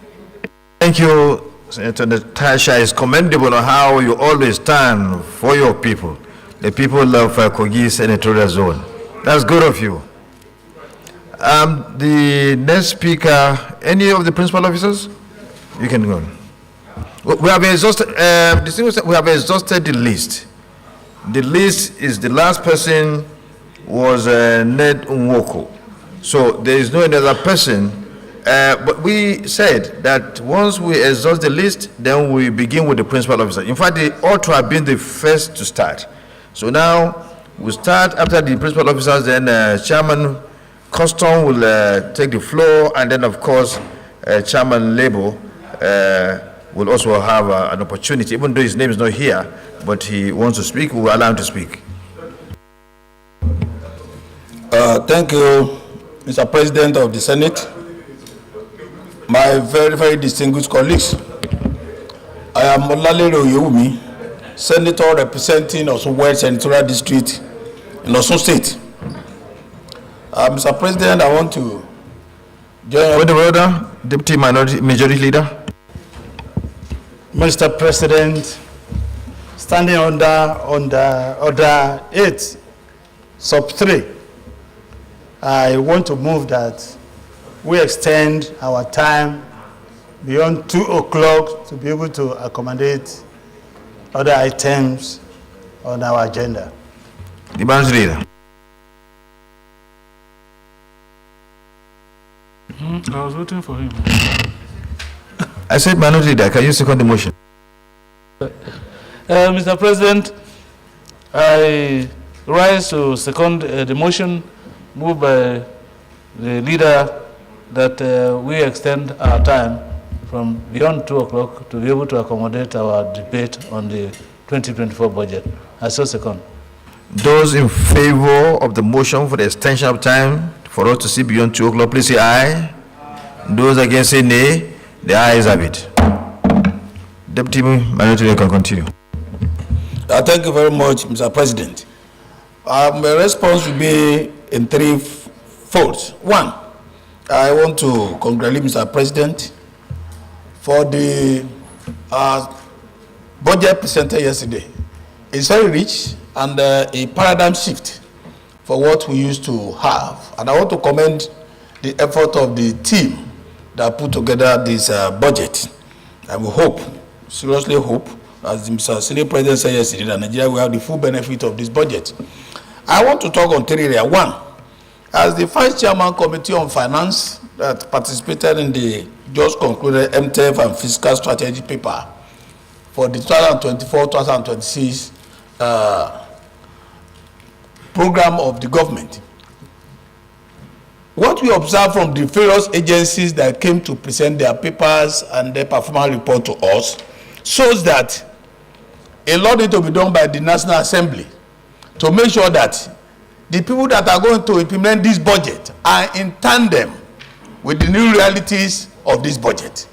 Because what we observe from most of the agencies, there is no paradigm shift. They are still glued to the old system of doing things. And I want to suggest that the various committees should take the responsibility of not end of the year monitoring. The monitoring should be immediately after the budget is passed.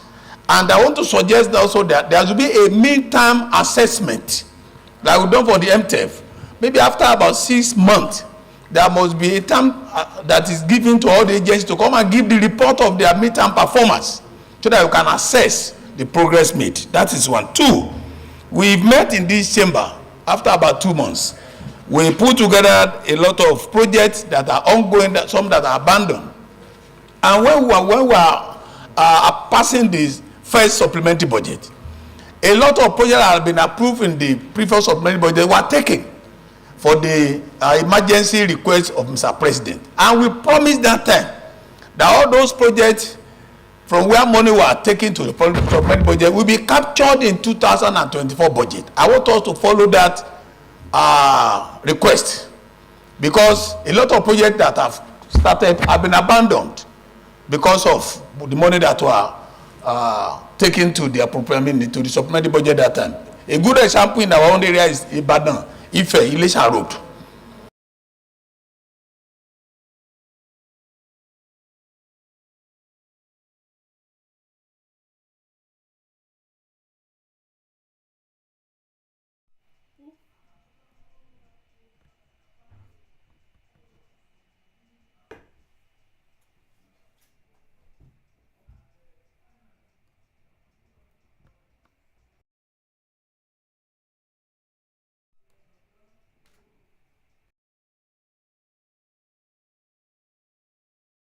It started almost 19 years ago.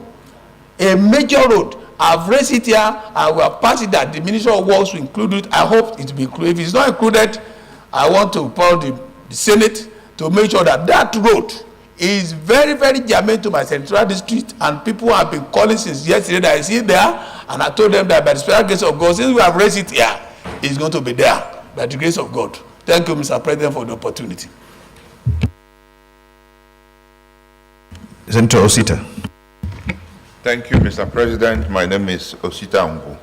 I am here on behalf of the people of Enugu West. First, I congratulate the President for submission of his first budget in office. One key area that was of great interest to me was to see how the President is going to match his campaign promise on this budget, to see if he is going to match word with action. From the promise the President made during his campaign, he promised to prioritize food security, poverty eradication, growth and job creation, and all that. And when we look at the budget, we are also seeing that the focus, part of the principal focus of this budget, is the construction of irrigation infrastructure dams across the country to be able to improve on food production. It means that the first agenda the President put in his campaign promise of food security has already been critically captured in the budget. In the area of poverty alleviation, we also saw from the President's speech, and I can read directly, he said, human capital is the most critical resource for national development. Accordingly, the budget prioritizes human development with particular attention to children, the foundation of our nation.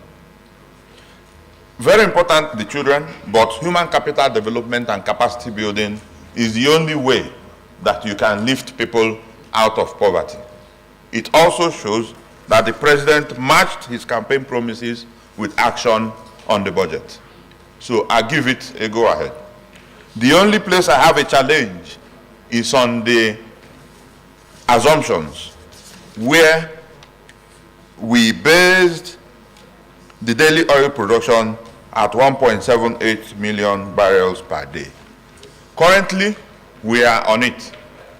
And we also know that OPEC quota is also at that threshold.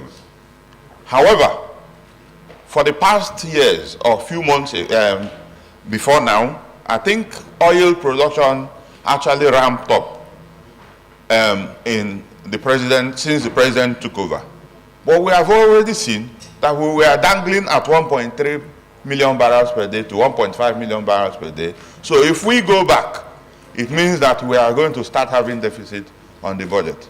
So my own advice is that we have to, as a matter of urgency, deliberately ensure that our oil production does not decline again.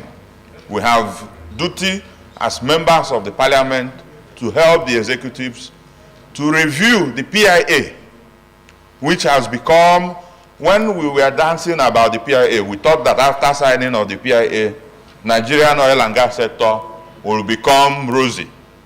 But since the implementation of the PIA, bigger problems started. Companies started to leave the country. Even as at today, more international companies are leaving. We have to look at the PIA, especially the fiscal and the regulatory part of it, to be sure that we have a conducive environment for investment to come into the country. That is the only way our assumptions can be met. Mr. President, I am supporting that this bill be read the second time. Thank you very much. Thank you very much for being optimistic about our production output in terms of crude. Yes, now the government is trying very hard, and I know at the first stanza of the last administration, we're getting about 1.8, even close to 1.9. Now the issue of insecurity came into the entire thing. So it's not rocket science. The whole thing can be reversed. It's sheer determination and the zeal, the political will to do that. And I think the current administration has the political will to turn things around to ensure security and ramp up our production. So the good thing to do is to continue to encourage the government and give government the necessary support that it needs so that we can go to 1.9 or even beyond. So thank you for your optimism. Thank you. Any minority leader? You don't want to speak today? Tomorrow. Okay, Chairman Customs, Jibril Issa Ochocho. Then after you, Chairman Labour will take his report, and then Chairman Senate Services. Your Excellency, the President of the Senate, very distinguished colleagues, I am Issa Jibril, representing the very good people of Kogi East. Your Excellency, first I want to commend the President of the Federal Republic of Nigeria for this very well thought out budget, captioned budget of renewed hope. It is a budget of renewed hope. From the assumptions, okay, I want to believe that the assumptions are very realistic, because assumptions are based on estimates, are based on what you perceive that will happen within the nearest future. The assumptions on the revenue, to me, are very realistic. The assumptions on the expenditure pattern, is also, to me, very realistic. But what we need to know is that some of the expenditures are fixed. We can't do anything about that. But we must work on the variable portion of the expenditures. We can cut costs. That, I think, the government agencies, various government agencies should be given responsibility in that regard. They should try and minimize cost as much as possible, the variable aspect of the cost. Having said that, the provision for debt servicing, to me, is equally very important, because that has to do with the rating of Nigeria.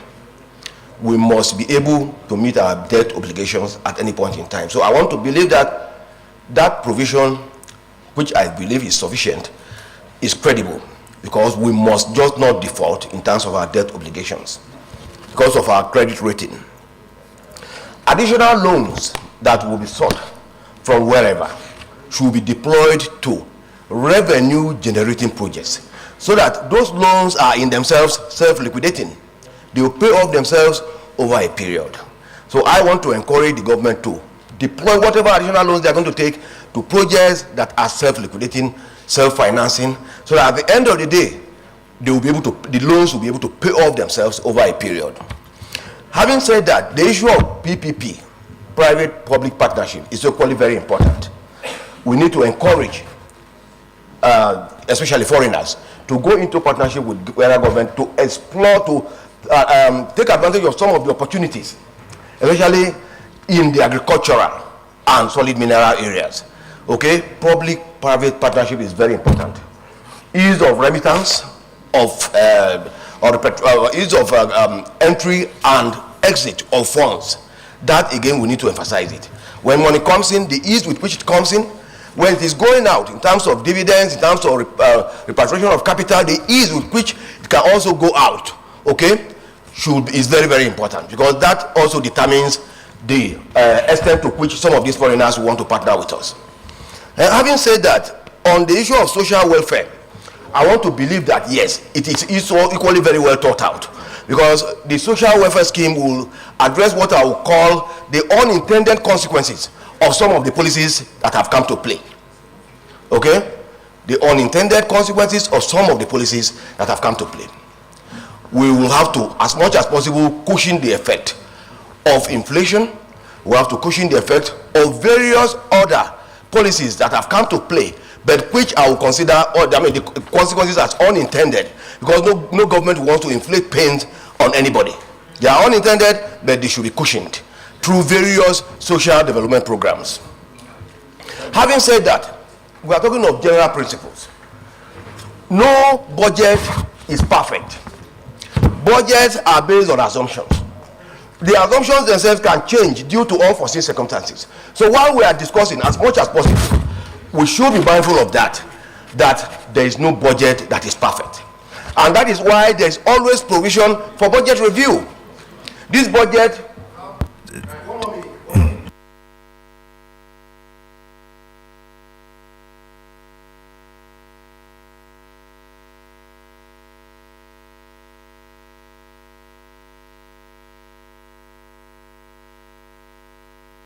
Your time is off, Senator Jibril Ochocho.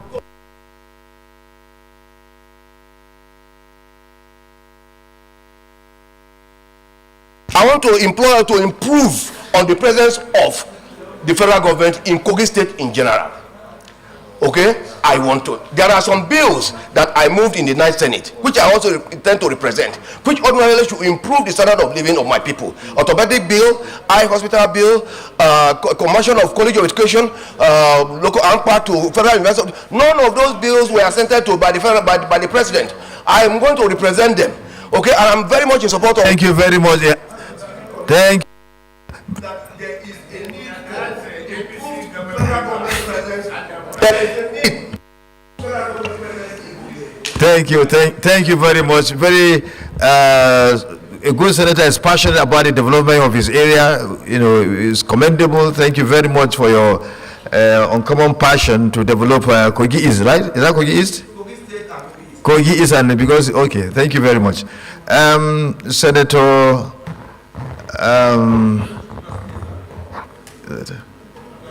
Okay, go ahead. Senator Plan, you have the floor. President of the Senate, distinguished colleagues, I am Senator Dicket Plan, Senator representing Plateau Central Senatorial District.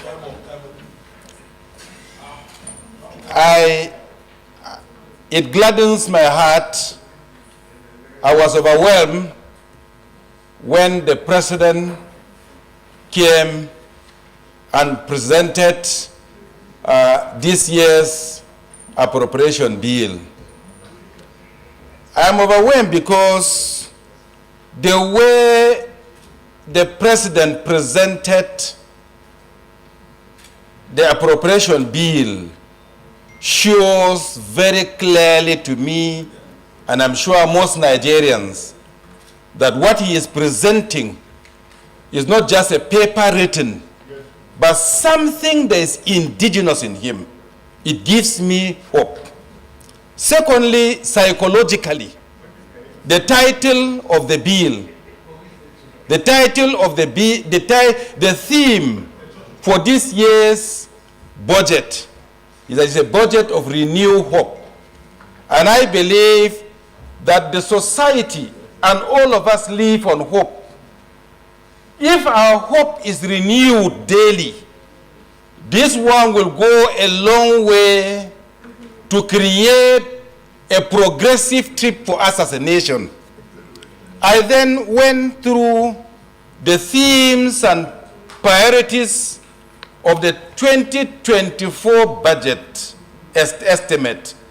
I discovered that the budget meets the requirement of our Constitution. Our Constitution, Section 14, subsection 2B in particular, talks about the welfare and security of the citizenry. And in the theme and priorities of this year's budget, you would see security, you would see welfare, you will see education, social service, you will see job creation, you will see social security. If you look at the content, you take them one by one. Economic independence, partnership, both national and international. It clearly shows that this year's estimate, the theme and priority in the 2024 budget brings a lot of hope.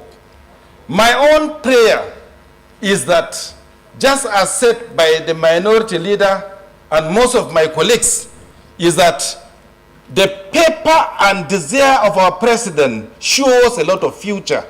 And I pray that all of us, as another arm of government, will cooperate with the executive to ensure that at the end of the day, there will be proper execution. And then again, we have not... You have 10 seconds remaining.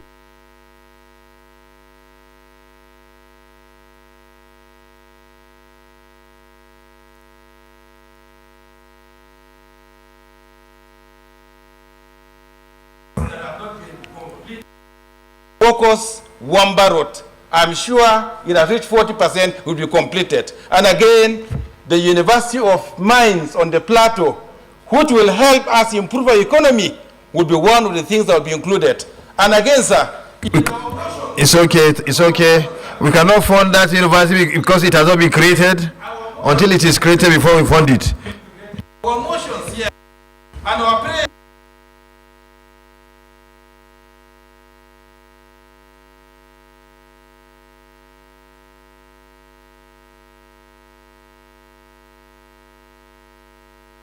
Thank you very much. Thank you.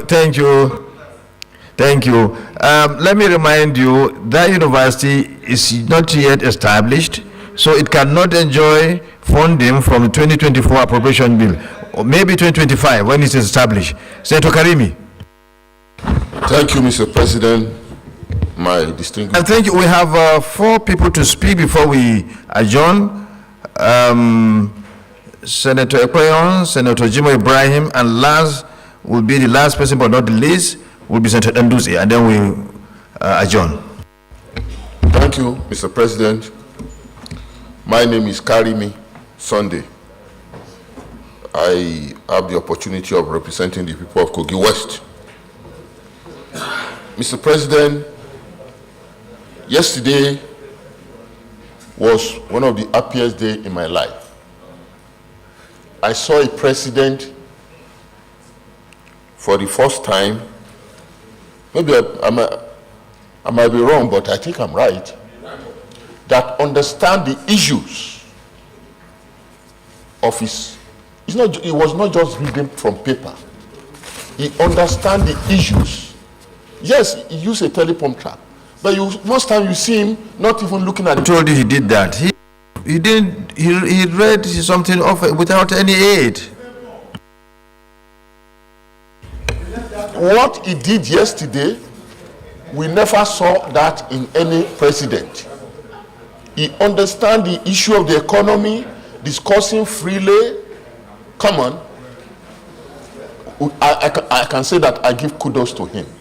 And I'm very sure Nigeria will be better off during President Tinubu time. Mr. President, the project as presented, we could see that for the first time also, the difference between the capital and the recurrent expenditure was just minimal. You are talking of 10.26 trillion for recurrent and 8.7 trillion for capital expenditure. It used to be almost 75 to 25%. But this is almost 55 to 45%. Nigeria is getting better. He also talked about the fact that we are going to have massive road rehabilitation in this 2024 financial year. Most Nigerian roads will be touched. I believe the road leading to cutting across most part of my federal constituency, my senatorial district, will be touched. So we all need to work together with this government to make Nigeria a better nation. Our president is focused. We have a task at hand, and I believe we're on track. Thank you. Thank you, Senator Karimi, for commending Mr. President. He showed that he's ready for the job. A very good grasp of what it is totally needed to shape, to bring prosperity to this country, to reshape this country. He showed that through what he read yesterday. And it's good that you commend him for that. We also commend him. Everybody commended him yesterday. And that's why it's good for us to work together in tandem with his vision so that we bring prosperity to this country. Senator Ekpeyon.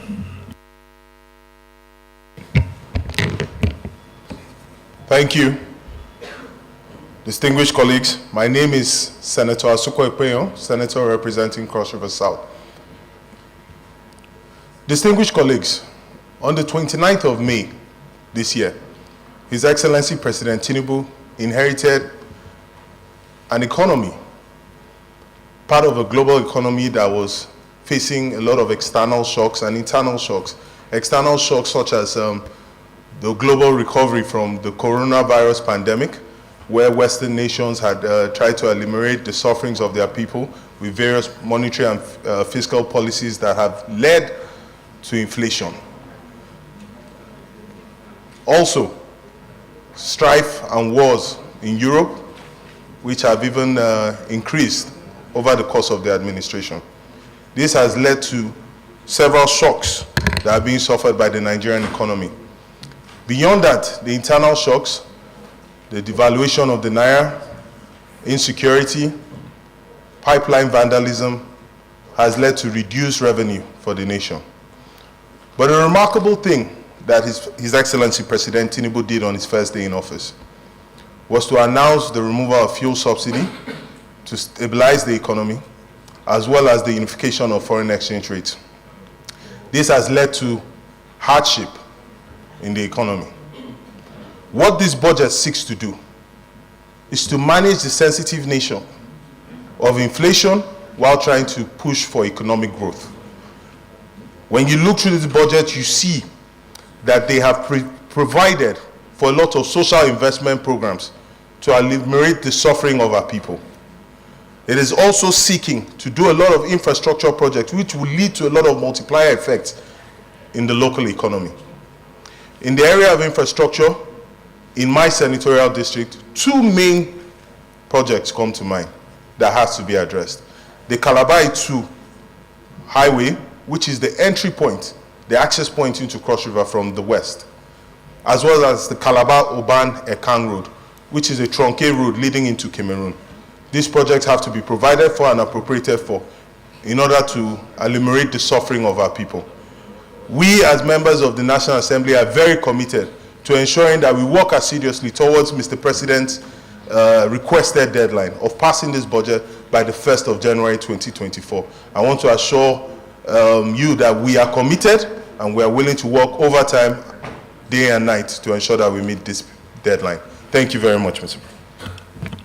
Sir, Brian, you have the floor. Thank you very much, Mr. Senate President. My name is Jimo Ibrahim, Folonshaw, representing Ondo South Senatorial District. I'm a commander of the Order of the Federal Republic, CFR.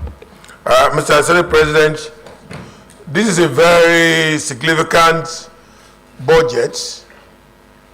It's what we need now at a very time when we have converging complexities in our national life. The past administrations, not limited to one, converged so many complexities in the economic life of the citizens of Nigeria. But this budget, as titled, is a renewal of hope and the desire that life is back to Nigeria again. Most significantly, Mr. Senate President, is the fact that the recorded expenditure of 9.7 trillion is very close to the capital project of 8.6 trillion. Look at that closeness. Just a gap of less than 1 trillion, meaning that we are not presenting, the president didn't present a budget in which we will be spending and paying salary without attention to our roads and infrastructure. So as much as we are paying 9 trillion for salary, we are also using 8 trillion for capital projects. This is very, very significant, and I just want this Red Chamber to take very judicial notice of this very, very high level achievement of Mr. President. Because if we have been budgeting for roads and infrastructure, then we won't get where we are today. And one important thing, Mr. Senate President, is the fact that this significant point that I'm making about the closeness of recurrent expenditure and capital projects also shows that there will be employment and many other things that will happen. But I really want to draw your attention to the fact that we then need, in fact, Mr. Senate President, if we didn't put 8 billion on capital projects, we won't have a deficit budget. The way it stands, we'll just simply have a balanced budget. But nothing is constructed. Salary are paid up to date. And that makes this budget very, very important. Lastly, I don't want to take much of your time. I want to emphasize on the fact that how do we fund this? The bitumen global market is $147 billion. Only 9 countries are participating. Mr. Senate President, Nigeria, by geophysics data of the World Bank, is the second largest depositor of bitumen in the world. In those states alone, $47 billion bitumen is deposited there. So establishing the Bitumen Development Commission will help us to fund the budget accurately, not now, even between now and future. And Ondo State play a very significant milestone in this. So we cannot avoid, Mr. Senate President, not to play 1% of $147 billion market in the bitumen. And we need bitumen to do these roads. We need bitumen for the construction of these roads significantly. You have 10 seconds, Senator Jimmy Bryan, CFR.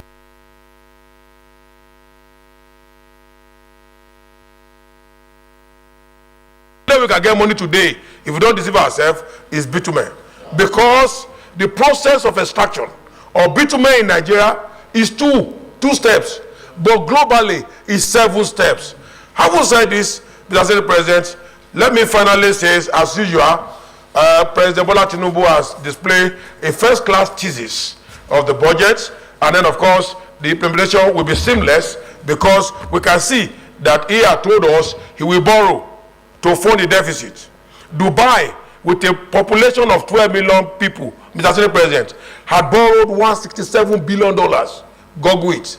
Nigeria, what 250 million people have less than $77 billion.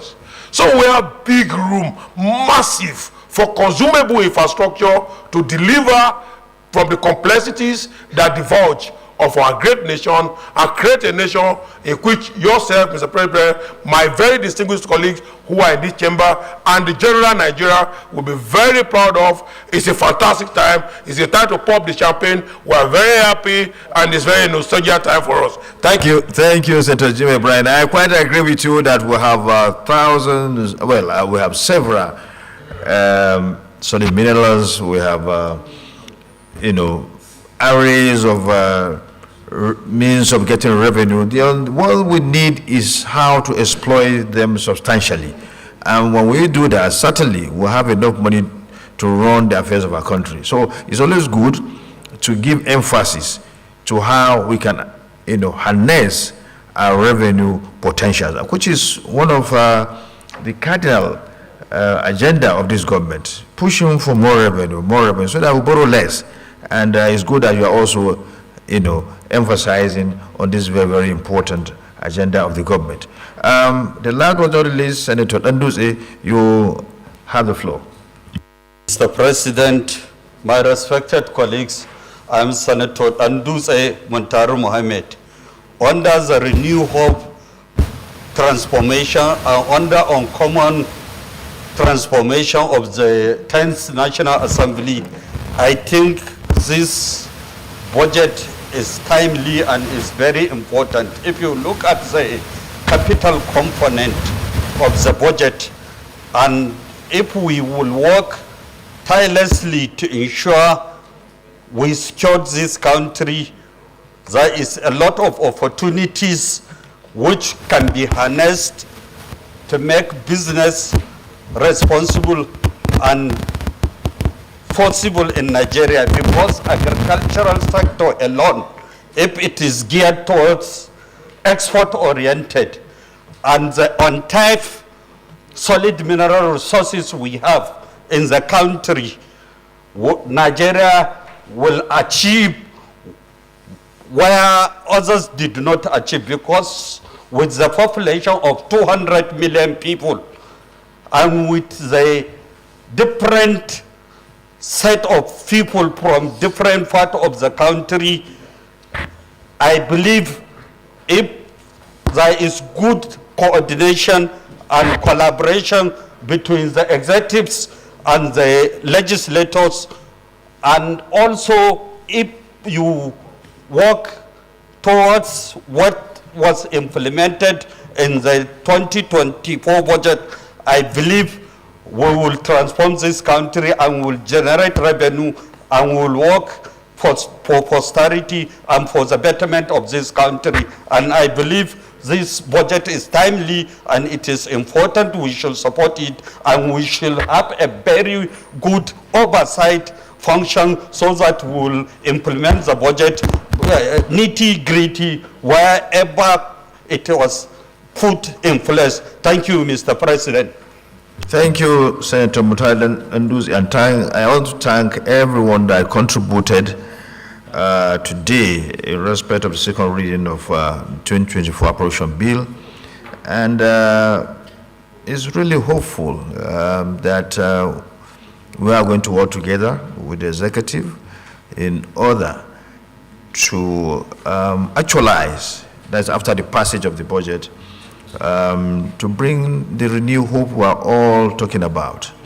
After all, the budget is Christian budget renewed hope. Certainly, if we look at the content of the bill, it's very clear that if we go with what is contained in the bill, certainly will bring this country onto the path, onto the route of prosperity that we have never experienced before. So it's good we work together to actualize this vision.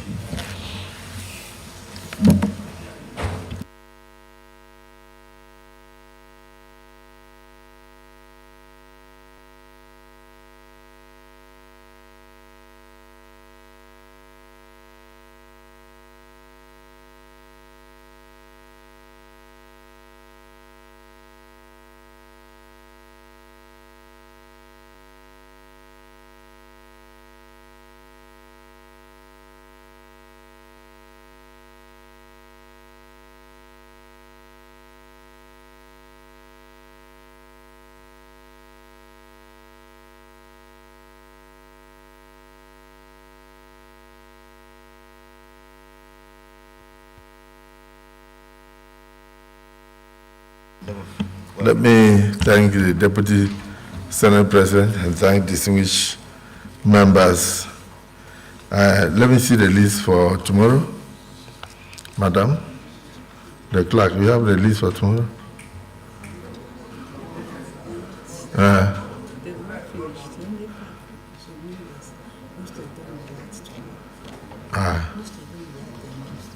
Okay.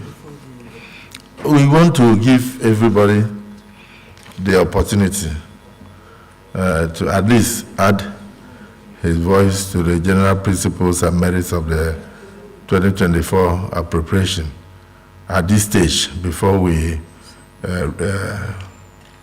read the bill before the second reading, which we will now commit it to the necessary committee. Okay, so for day 2, we have up to 28 people. So I think this is good enough, and then by tomorrow we should be able to round off the discussions. So for now, distinguished Senator Issa Jibrin has given us, is inviting us and informing us of the marriage of his daughter, Fatima Issa, to Idris Akombi, scheduled for 29th and 30th of December, 29th and 30th of December 2023. The details of the events are spelled out in the invitation cards earlier sent to all distinguished senators. He will appreciate our kind presence to honor him and his family at that particular occasion. Then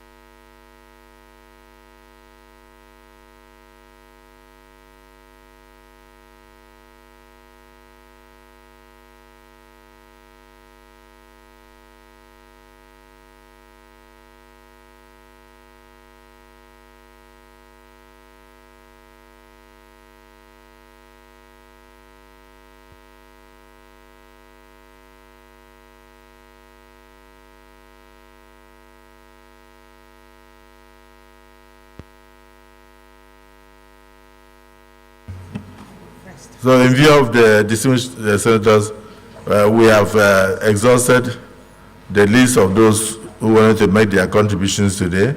But we have the list of those who want to make their contributions tomorrow. And I think it's important that, yes, Senator Zam, you want to say something? What? Tomorrow, and for tomorrow, sir. Okay, then, having exhausted all the items on the other paper, this Senate is hereby adjourned to Friday, the first day of December 2023 at 10 a.m. prompt.